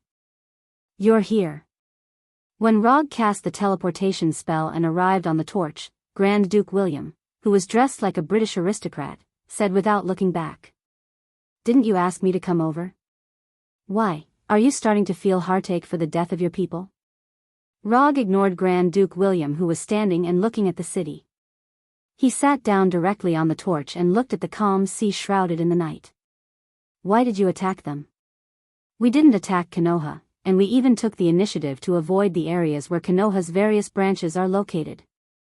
Grand Duke William turned his head and glanced at Rog, then said without any emotion, "My junior needs some experience recently, and it just so happens that you guys are the most active during this time, so I came to find you guys." After speaking, Rog took out the black business card engraved with a communication magic array from his pocket and threw it to Grand Duke William. Chapter 6:15. This black business card was specially handed to him by Grand Duke William. It was also a testimony of their little friendship. However, at this time, it was time for their unreliable friendship to come to an end. Ever since Cain returned to the real world, the ambition of the blood breeds to rise again was well known. If not for this, the blood breeds, who had always abided by the precepts of seclusion, would not have openly gone against the Restoration Alliance and the authorities. Although Rog did not know what Cain was thinking for the time being, judging from the current situation, the chances of them becoming enemies were greater than becoming friends. Moreover, he clearly remembered that in his collection of the 13 holy artifacts of the blood breeds, there was still a corpse hand made by Cain's left hand missing. "Are you planning to become enemies with us?" Grand Duke William did not look back.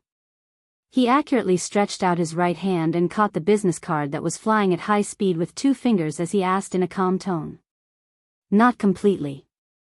The earth is very big. It's not a big deal to have one more blood breeds. However, you should know that I have some interest in collecting. Among the 13 holy artifacts of the blood breeds, I only got 12. In the past, Grand Duke William was not his opponent. After his strength increased, he would not be his opponent either. If it were not for the fact that he had already satisfied the experience of using the Rinnegan on those blood breeds marquises and counts, Rog would not mind letting Grand Duke William experience the power of the Rinnegan.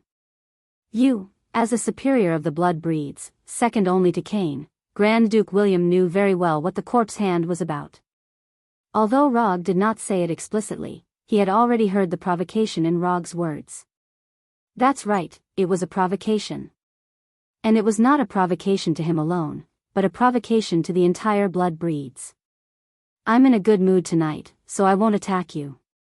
After you go back, tell Cain that I want to see him. The time and place are up to him, but it's best not to delay too long. Otherwise, I can't guarantee that something unpleasant won't happen." After saying that, Rog ignored Grand Duke William's reaction and opened the portal to return to the New York Sacred Palace. He then walked into the portal. After Rog and the teleportation gate disappeared completely, Grand Duke William's countenance turned extremely grim. He exerted force with his fingers that were clamping onto the black name card, breaking the black name card that was as sturdy as steel.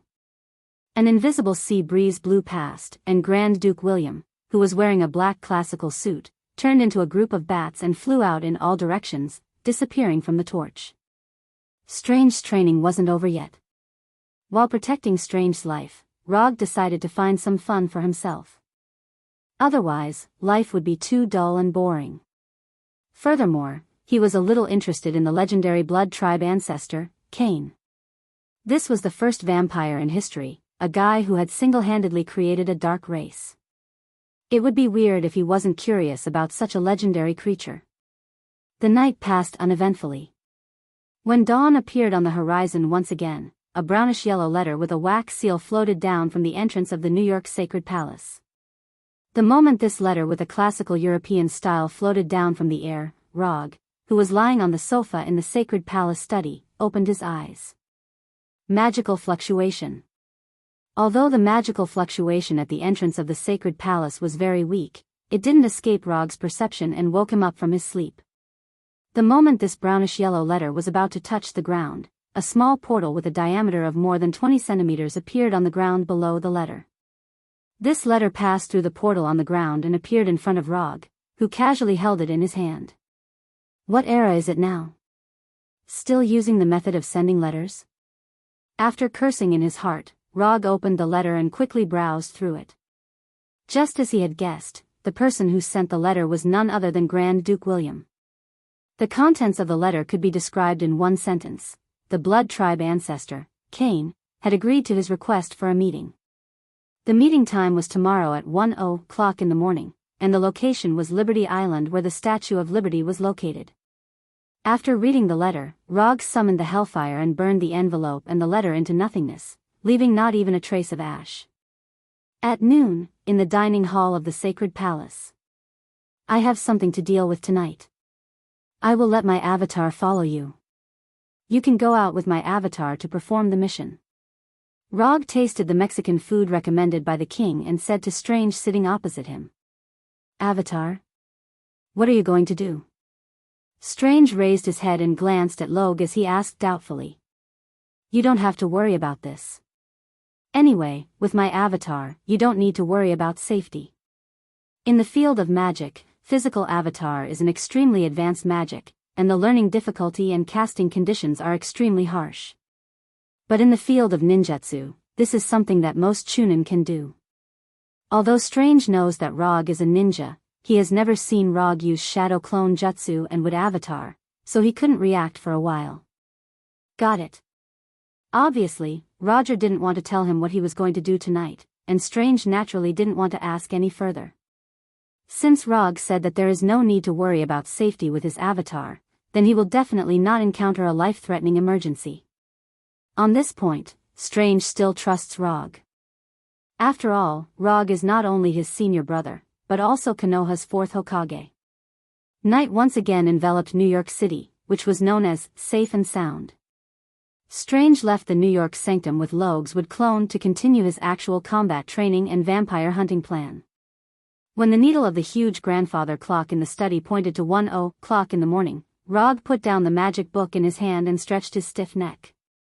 Then, he put on the hanging ring and created a portal that directly reached Free Island. Although he was going to see the legendary vampire ancestor Cain, he didn't prepare for any battle in advance. He was relaxed as if he was going to see an old friend that he hadn't seen for many years. Although he hasn't fought with Cain, he has seen the battle scenes that spread when Cain fought with the Avatar. Just looking at the strength that Cain showed at that time, Rog didn't think that Cain would have the strength to threaten his life. When he passed through the portal and arrived at the square in front of the Statue of Liberty, he saw the familiar Grand Duke William and Cain, the ancestor of the blood breeds. Chapter 6:16.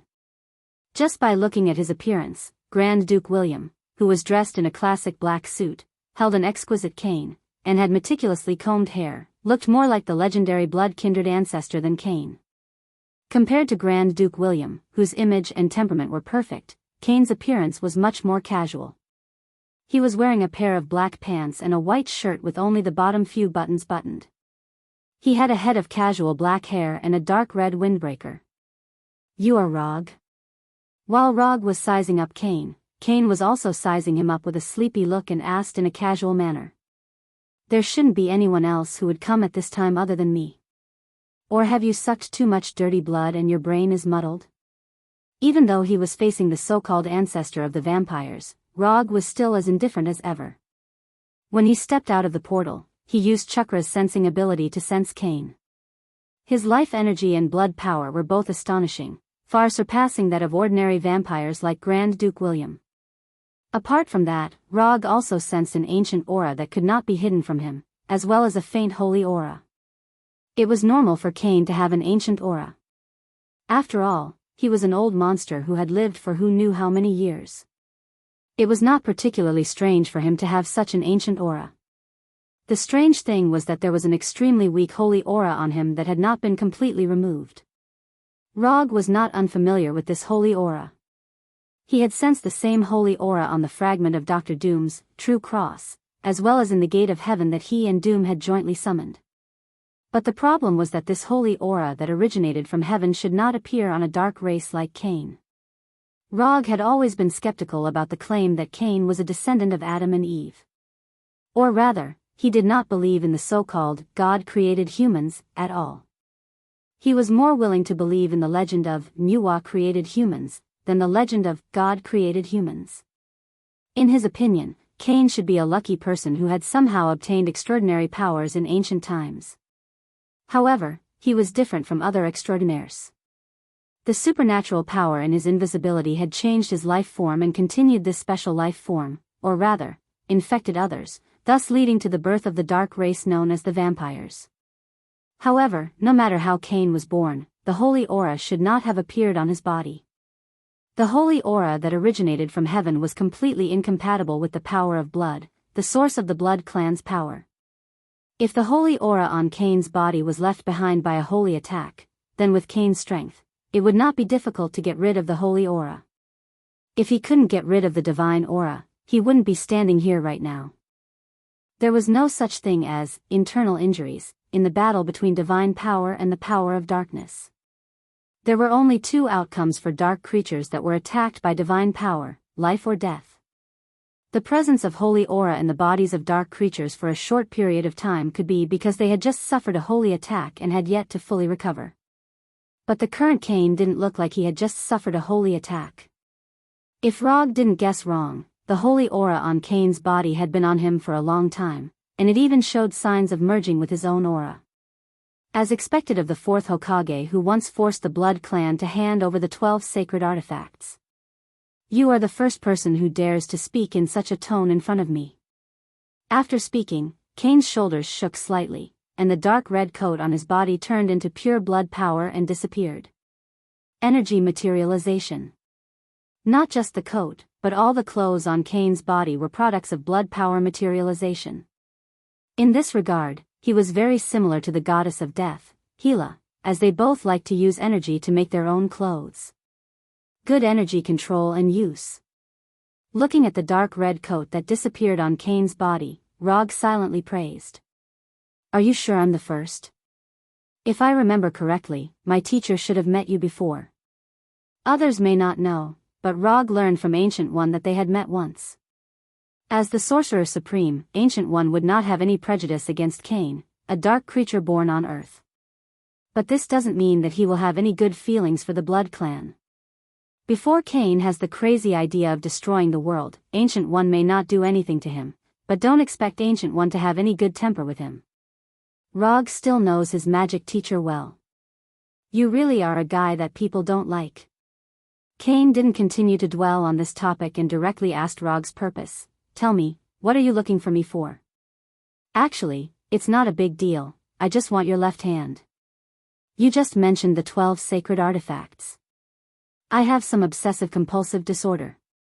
If I don't collect all 13 sacred artifacts, I will feel a little uncomfortable." The purpose of meeting Kane was not just to satisfy his own curiosity. More importantly, he wanted to cut off Cain's left hand to make his collection of the 13 sacred artifacts of the Blood Clan worthy of its name. You want my left hand, okay, I'll give it to you now. As soon as his voice fell, Cain's right hand grabbed his left wrist. Then, his right hand suddenly exerted force and violently tore off his left hand. Don't you want my left hand? I'll give it to you now. With that, Cain threw his left hand, which was still dripping with blood, to Rog at will, as if it was not his own left hand, but an insignificant piece of garbage. Shinra Tensei. The moment Cain threw his left hand, Rog directly launched Shinra Tensei and bounced Cain's left hand flying towards him. Under the terrifying repulsive force of Shinra Tensei, Cain's left hand flew back like a cannonball and hit the base of the Statue of Liberty. Boom!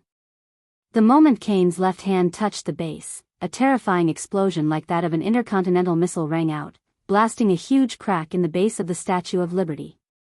The shock wave generated by the explosion swept past Cain, Rog, and the others like a hurricane, rustling their clothes.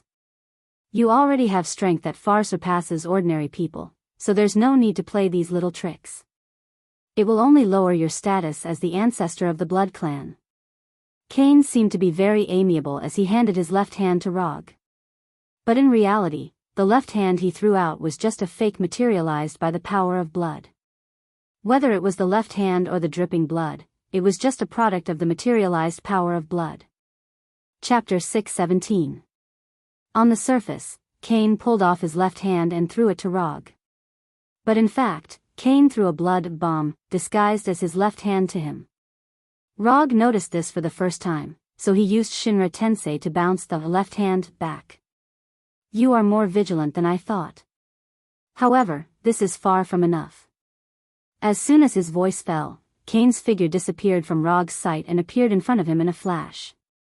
Almost at the moment when the figure reappeared, Cain's right hand grabbed Rog's neck like a sharp blade. Bang! Cain's right hand grabbed Rog's neck and broke his neck as easily as breaking a branch. However, the death scene that Cain imagined did not happen. Rog turned into a cloud of smoke and dissipated in front of him. Is that so? You're even more reckless than I thought. Cain's speed is indeed not slow, far beyond the limit that can be captured by the human eye. But it's a pity that he is now facing Roger, who has Sharingan and Rinnegan. After Cain appeared in front of him like teleportation, Rog first used Sharingan to cast a genjutsu that only had a misleading effect on Cain. Then, under Cain's eyes, he replaced himself with a shadow clone, making Cain mistakenly think that the attack was him himself. The moment the shadow clone turned into smoke with a bang, Cain realized that something was wrong. However, it was too late. In the blind spot behind him, Rog rushed out of his shadow like a ghost, and his right hand wrapped in blue lightning pierced through Cain's body like a sharp blade. Raitun, Raikiri. Unlike Chidori, Raikiri does not need to rely on long-distance attacks to improve physical damage and power. There is no need to sprint, it explodes in place in a very short distance, with both chakra damage and physical damage. Compared with Chidori, Raikiri is more suitable for close assassination. Raikiri, which has the advantage of instant burst within a short distance, is also one level higher than Chidori in learning, reaching the level of S-class ninjutsu. However, for Rog, who can be regarded as a ninjutsu professor, there is no difference between A-class and S-class. He can smoothly master and skillfully perform them. Well done. After I broke free from the seal, you were the fastest person to hurt me among all the enemies I fought. Looking at the palm that had pierced through his chest and was still entwined with light blue lightning, Cain spoke slowly with a tone of admiration, as if the person whose chest was pierced through was not him. You are more talkative than I thought. Although Rog had penetrated Cain's body with Raikiri, he did not feel like he had seriously injured Cain. If he could injure the Blood Patriarch so easily, then Cain would be a disgrace. If you weren't a student of Ancient One, I wouldn't mind giving you the embrace and making you a great vampire second only to me. But unfortunately, you won't have this chance. After saying that, Cain's body began to become illusory, turning into black bats that flew around. Bat Incarnation. One of the signature spells of the Blood Patriarch. Rog has seen other blood patriarchs use this spell before, but compared with Cain, when other blood patriarchs use this spell, they will more or less have some time before the skill is activated. Even Grand Duke William can't completely avoid this. But Cain is completely different. Even if he is in front of himself and his right hand is in his body, Rog didn't notice anything strange before this spell took effect. As expected of the blood patriarch. Just as these black bats fluttered their wings and flew around, Rog raised his left hand and chanted in his heart. 10,000 Mammoth Heaven. A powerful gravitational force suddenly emerged with his left hand as the center, like a black hole that swallowed the planet. It forcibly pulled back the scattered bats. Even Cain can't get out of his control so easily. Before going to Liberty Island with Grand Duke William, Cain heard that Rog has mastered a move that can control gravity. But he didn't expect the gravitational force of the 10,000 Mammoth Heavens pull to be so strong. In less than a second, the scattered black bats were all pulled over by the 10,000 Mammoth Heavens pull to form a black ball of bats in front of Rog's left hand. Although Rog can't find Cain's real body in this group of bats in a short time, as long as he can attract all the black bats, even if he can't distinguish where Cain's real body is, it won't affect his next attack.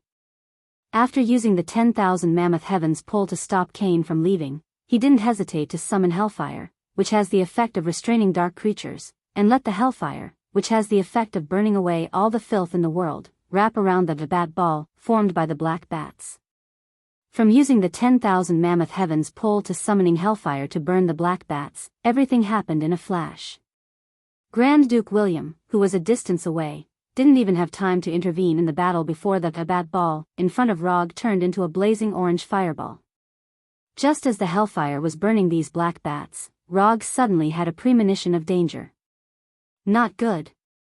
Just as the premonition of danger appeared in his mind, he decisively stopped using the 10,000 Mammoth Heavens pull and used the lightning body blink. A silver-white lightning flashed, and Rog's figure instantly disappeared on the spot, retreating tens of meters away. Before the lightning from using the lightning body blink dissipated, a terrifying explosion boomed. A flesh bomb. Although his movements were restricted by the 10,000 Mammoth Heavens pull and he was being burned by Hellfire, Cain still didn't have the intention of giving up without putting up a fight. No matter what, he was the ancestor of the blood breeds and the world's most powerful vampire. Instead of letting Hellfire burn his bat incarnation to ashes, he might as well use these bat clones as a bargaining chip to escape. Thus, he used dark magic, which would destroy his own body as the price. In terms of the difficulty of learning, the flesh bomb wasn't considered an especially profound magic. But as a dark magic that required the sacrifice of one's own body, the flesh bomb had a very typical characteristic. That was, the stronger the body used as a bomb, the greater the power of the explosion. Other than Cain himself, no one knew exactly how strong his body was. The only thing that could be confirmed was that the strength of his body definitely surpassed that of any blood breeds. Boom! A terrifying explosion that was like a small nuclear bomb boomed, leaving behind a huge crater with a diameter of tens of meters on the small Liberty Island. The shockwave from the explosion was like a hurricane that struck every corner of Liberty Island, uprooting all the trees on the island and causing the damaged Statue of Liberty to shake violently. Chapter 6:18. The Statue of Liberty won't collapse, will it? In the face of the explosive impact of the flesh bomb, the first thought that came to Rog's mind was not how powerful the flesh bomb was, but whether the Statue of Liberty would collapse.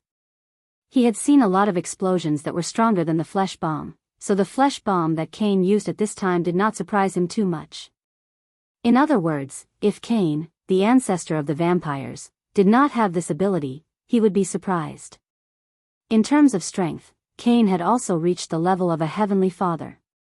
However, compared with Thanos, who was a top-level existence among the heavenly fathers, Cain still had a big gap. After using the chakra coat to resist the shock wave of the explosion, Rog turned his attention back to Cain, who was in the center of the explosion crater. Compared to before, Cain's posture at this time looked a lot more decadent, and his hair, which was already messy, now looked like he had not washed it for a week. In addition to the change in his image, Cain's aura had also changed a lot. Now, Cain was unreservedly releasing the powerful aura of the ancestor of the vampires, and a fog-like dark red energy emerged from his body. This dark red fog was none other than the power of blood, the source of power of the vampires. Compared with other vampires, the power of blood in Kane's body was so rich that it was close to the point of substance, and it had even reached the point where it could affect the real world. With Kane's strength, it was not difficult to completely control the power of blood in his body so that the power of blood did not show any abnormalities. However, he did not do so at this time. Instead, he showed his power of blood in a provocative way. Kane was serious. After successively withstanding the attacks of Reiki, 10,000 Mammoth Summoning, and Hellfire, Kane put away all the contempt in his heart and put Rog on the same level as himself. When Rog looked at Kane, who had become serious, Kane did not hesitate and raised his hand to launch a few instant magic attacks. Fireballs, lightning, wind blades. In the blink of an eye, these fireballs, lightning, and wind blades came around Rog and completely enveloped him. Shinra Tensei. Although the magic that Kane was casting at this time was not considered advanced magic, Rog still did not intend to use his body to resist these attacks. The incoming fireballs and wind blades were forcefully deflected. The lightning that fell from the sky also changed its trajectory under the effect of Shinra Tensei, landing on the ground more than 10 meters away from him. Lightning Chakra Mode. After using Shinra Tensei to deflect Kane's attack, Rog controlled the chakra in his body and entered the Raitun Chakra Mode. He turned the chakra coat that was wrapped around his body into a Raitun armor that was surrounded by thunder and lightning that could completely activate his body. The next second, he turned into a bolt of blue lightning and charged straight at Kane. Kane was indeed very strong, but it was not to the point where he needed to go all out as soon as he appeared. In the early stages of the battle, he did not mind having a hand-to-hand fight with Kane. He wanted to see if Kane's blood body was stronger, or if his immortal body was stronger. Looking at Rog, who was charging straight at him, Kane immediately understood what he was planning to do. Then, a few more instantaneous spells were cast. Thunder Fall, Earth Spear, Blood Blade, and other spells appeared one after another. Although Kane's spellcasting speed was fast, Rog in the Raitun Chakra mode was even faster. These spells could not keep up with his speed at all and missed one by one. In the blink of an eye, Rog was in front of Kane. Body Arts, Monstrous Strength. With Rog's current physical fitness, a casual punch from him would have an effect that was not weaker than monstrous strength. But this did not affect his intention to continue increasing his strength. No one would complain about having too much strength, especially in a hand-to-hand fight. When Rog used a speed that was comparable to the lightning body blink to close the distance between himself and Kane, Kane was forced to engage in a hand-to-hand fight with him. Boom! Rog's right fist hit Kane's chest that had been completely restored. The collision between the fist and the chest burst out with a low roar like a war drum. Despite Kane's appearance of excessive drinking and women, his physical strength was far beyond that of ordinary creatures. Although his physical strength could not be compared with the abnormal Thanos, he was not weaker than the Hulk Abomination and the other tank-type units, and was even stronger. Since you want to fight, then I'll fight with you. After resisting Rog's monstrous strength punch with his chest, a perverted smile appeared on Kane's face, and his right claw, which was sharper than a sharp blade, directly grabbed Rog. Soft Fist Technique 8 trigrams 64 palms. After blocking Kane's fierce claw with his left hand, Rog, without opening the Byakugan, displayed the soft fist that could cause serious damage to the enemy's meridians and internal organs. Except for the abnormal Thanos, Rog had not found a second person who could completely ignore the effect of the soft fist. Although Kane's physical strength was not bad, it did not look like it could ignore the power of the soft fist. When Rog's hands appeared with the soft fist chakra, Kane realized that something was wrong. However, at this time, it was too late for him to carry out any defense or evasion. Although the 64 palms of the 8 trigrams was a little more complicated than ordinary physical techniques, it took more time. But as long as the first few palms could be successfully hit, the enemy would have a hard-hit effect like in the game, and the next dozens of palms would get a short uninterrupted time to perform. Of course, this so-called hard-hit effect would not be too long, usually only 1 or 2 seconds. Therefore, if he wanted to complete the 64 palms of the 8 trigrams in a short time, the speed of his palms must not be too slow. Among all his combat attributes, Rog was most satisfied with his speed attribute. Whether it was movement speed or attack speed, it had always been the focus of his training. 8 palms, 16 palms, 32 palms.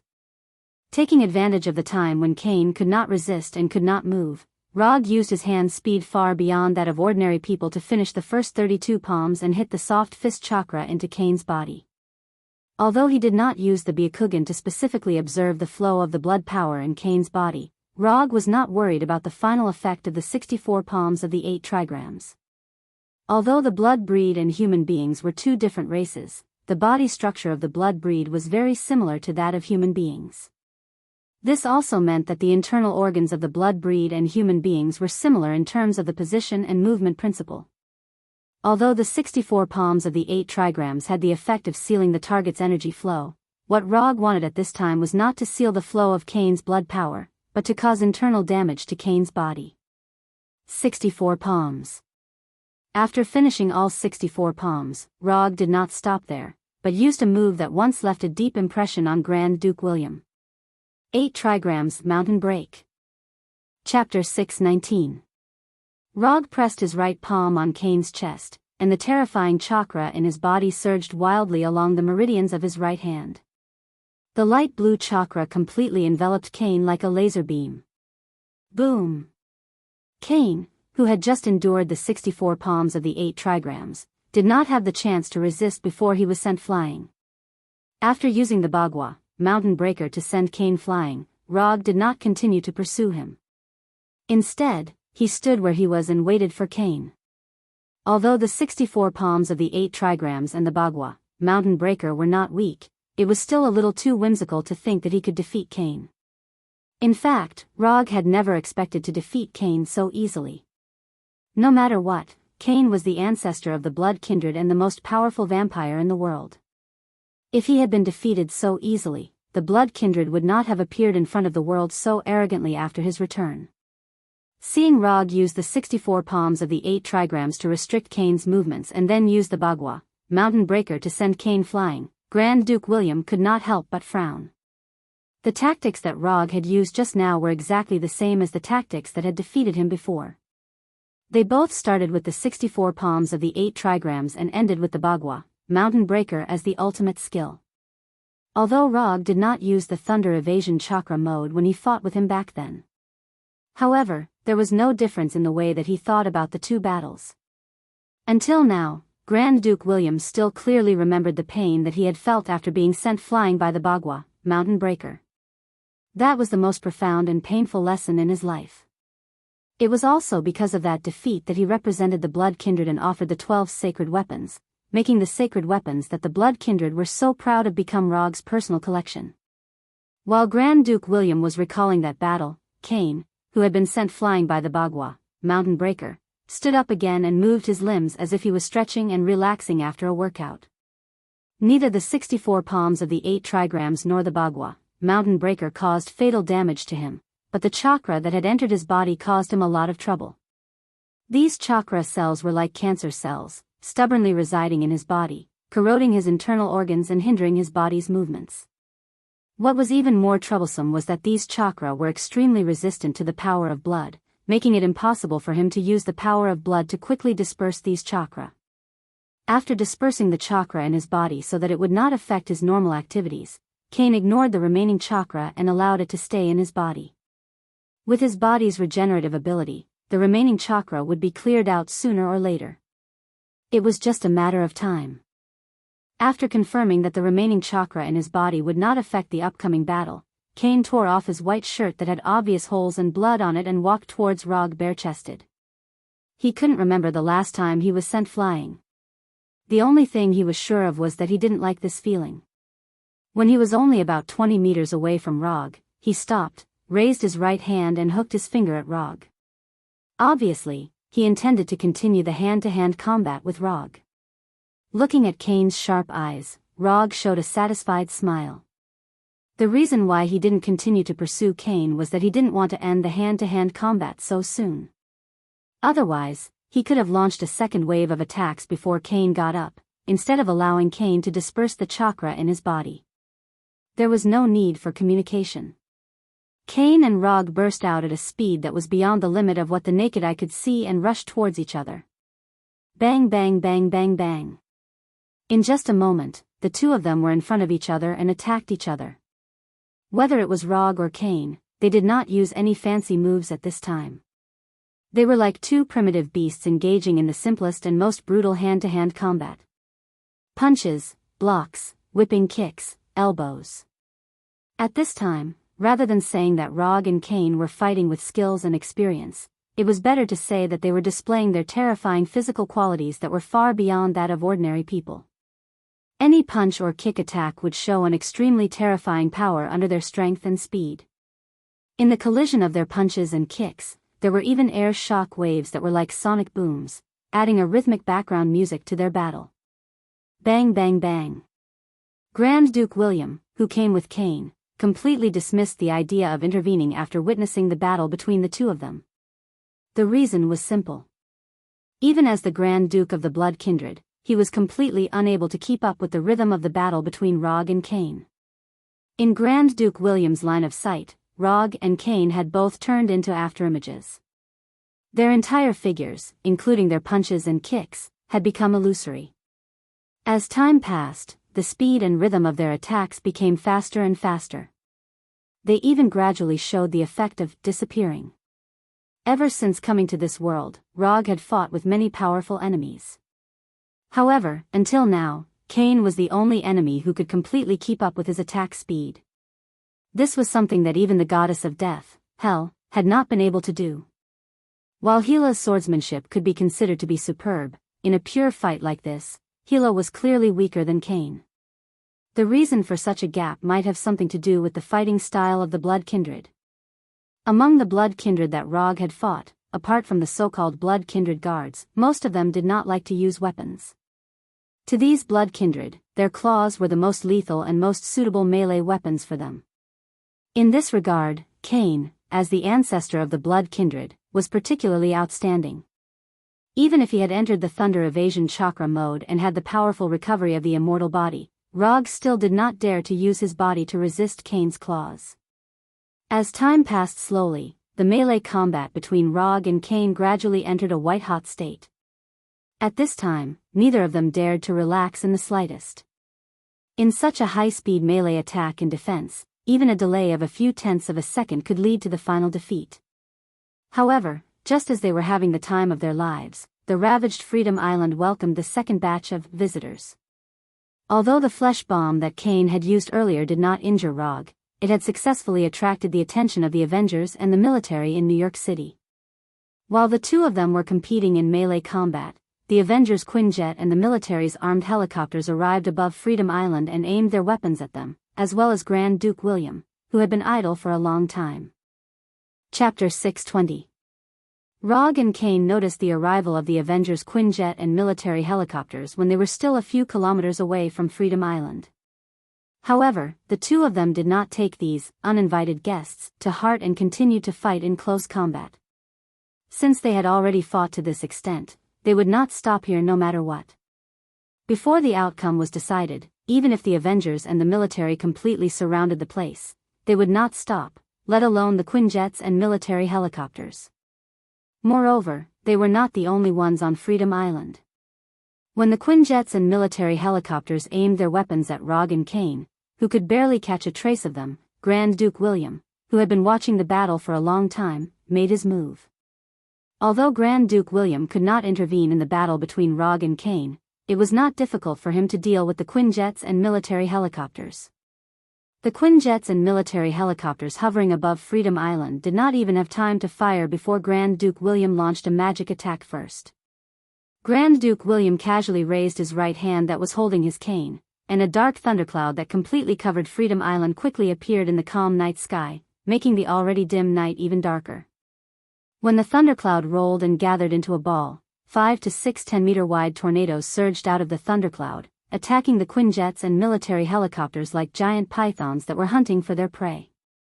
Although Grand Duke William did not know why Cain insisted on fighting Rog in close combat, he knew very well that if he let others disturb the battle between the two of them, his ancestor would be very unhappy. Once Cain was unhappy, the consequences would be severe. Therefore, even if Cain did not give him any instructions, he did not dare to let the Quinjets and military helicopters fire. The giant tornadoes that descended from the sky forced the Avengers' Quinjets and military helicopters to continuously retreat, driving them out of the area where Freedom Island was located. Before Cain returned to the modern world, Grand Duke William could not cast such high-level magic so casually. However, after Cain broke free from the seal, as long as the conditions for casting magic were not too harsh, he could basically cast it casually. After using the tornado to chase away the Quinjet fighters and military helicopters, Grand Duke William did not stop what he was doing. He continued to mobilize the power of blood in his body. Just using a tornado to chase away the Avengers and the military was far from enough. In order to give Cain an undisturbed combat environment, Grand Duke William cast a barrier spell that he rarely used. Vampire Magic, Blood Cage. A basketball-sized bright red ball of light appeared between Grand Duke William's hands. Then, he pushed the ball of light that was shining with a demonic red light towards the sky. Bang! When the bright red ball of light reached a height of several hundred meters, it shattered with a bang and turned into red light spots that flew in all directions. Within a few seconds, a hemispherical bright red barrier completely enveloped Liberty Island, isolating the Quinjet and the armed helicopters outside. After doing all this, Grand Duke William gradually calmed down the somewhat restless blood power in his body and held the black cane in his hand again. Target confirmed. It's Grand Duke William of the blood race. Not long after the bright red barrier was formed, a voice of confirmation sounded from the Quinjet fighter of the Avengers. The person who spoke was none other than Rogers of the American team, who was in the Avengers but was inextricably linked to the military. Why is he here? Didn't the intelligence say that he was in Los Angeles? Natasha in the fighter said with a frown. Who knows? Maybe they're planning something crazy again? Rogers of the American team also showed a puzzled expression. According to the intelligence they received, Grand Duke William was still in Los Angeles a day ago and had even organized a secret internal meeting of the blood race. Have the identities of the other two targets been confirmed? Natasha, who was wearing a tight black combat suit, came to the side of the Quinjet pilot and asked the pilot. We can't confirm it for the time being. The signals of the radar and detector have been interfered with. We can't capture a clear image. The pilot of the fighter answered helplessly. Observing with the naked eye, Natasha and the others could clearly see the light blue light and dark red light that flashed across Liberty Island. But that was all they could see. Neither Rog nor Cain deliberately hid their tracks. The reason for this situation was purely because the two of them were too fast. As for the interference of the airborne radar and detector, it was due to some energy spillover and interference caused by the collision between Chakra and the blood force. Informed Tawny. Grand Duke William's appearance in New York now is not a good sign. Although she didn't know who the other two targets were, Natasha instinctively felt that the other two were not ordinary people from the fact that Grand Duke William could only stand aside and watch the battle. Moreover, the light blue light that flashed away gave her a sense of déjà vu. Could it be him? Didn't Tawny say that he refused to intervene in the affairs of the blood race? A very reliable man appeared in Natasha's mind. Grand Duke William's enchantment, Blood Cage, temporarily isolated the Avengers and the military from interfering, but this was also a temporary measure. Although the defensive power of the Blood Cage was not bad, if the Avengers and the military bombarded it recklessly, the Blood Cage would not last long. In addition, the blood force in Grand Duke William's body could not allow him to maintain the effect of the Blood Cage forever. Just as Grand Duke William began to silently calculate how long he could maintain the Blood Cage, the close combat between Rog and Cain had also reached a critical moment where the outcome of the battle would be decided. Whether it was Cain's blood body or Rog's immortal body, it was impossible for them to continuously support their ultra-fast close combat attack and defense. Even if they both had the strength of the Heavenly Father, the consumption of physical strength was a problem they had to face.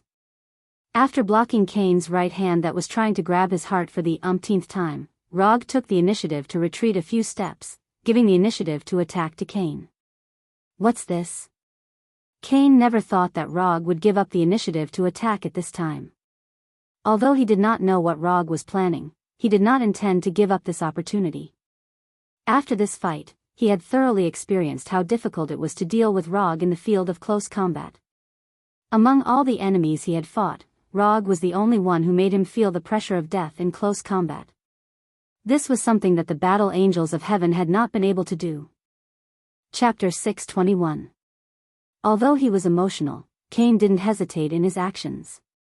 After fighting for so long, this was the first time he took the initiative in the battle. Although Rog's deliberate move to give up the initiative made him a little uneasy, he believed that he had enough strength to resolve any crisis. What's more, he has a regenerative ability that is far beyond ordinary people. As long as Rog can't kill him in one blow, he doesn't need to worry too much about his own safety. Cain didn't let go of this rare opportunity. His fingernails were as sharp as blades as his hands attacked Rog's throat and heart. Looking at Rog's increasingly dignified look, a cruel smile appeared on Cain's face.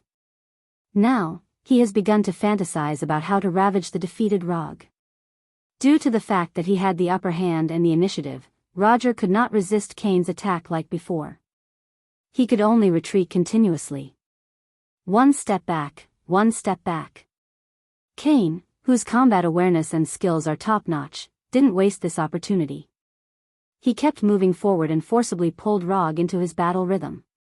From the looks of the scene, Rog has completely fallen into a disadvantage and can only constantly avoid Cain's attacks by retreating.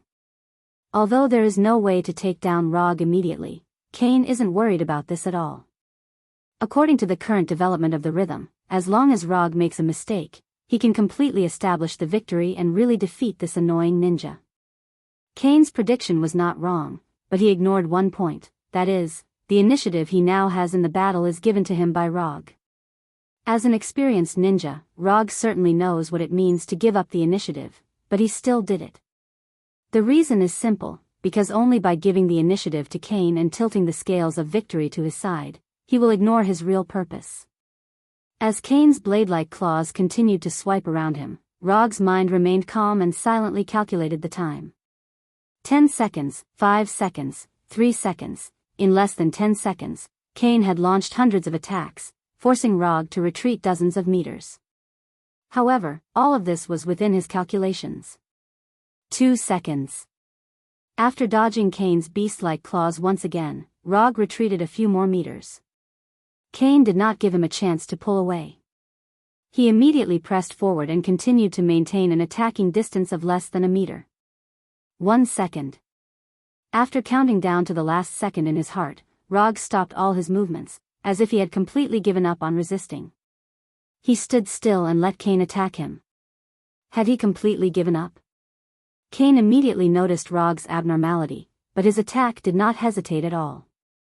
He continued to attack Rog's vital points. The moment his right hand was about to touch Rog's chest, Cain's instinctive sense of danger suddenly emerged in his mind. Not good. There was a problem. His physical instincts were frantically reminding him to retreat, but Cain eventually chose to follow his heart and tried to completely defeat Rog. However, just when his right hand was only a few millimeters away from Rog, he instantly disappeared in front of Rog and flashed dozens of meters away. What was going on? At this time, Cain still maintained his attack on Rog's chest, but his face was full of surprise. Judging from the position, he should have chosen to flash back on his own initiative. However, Cain was 100% sure that it was not him who did it. Teleportation? Or space folding? Several thoughts flashed through Cain's mind in an instant, but soon, he realized that things were not as simple as he thought. To be precise, he did not know what had happened at all.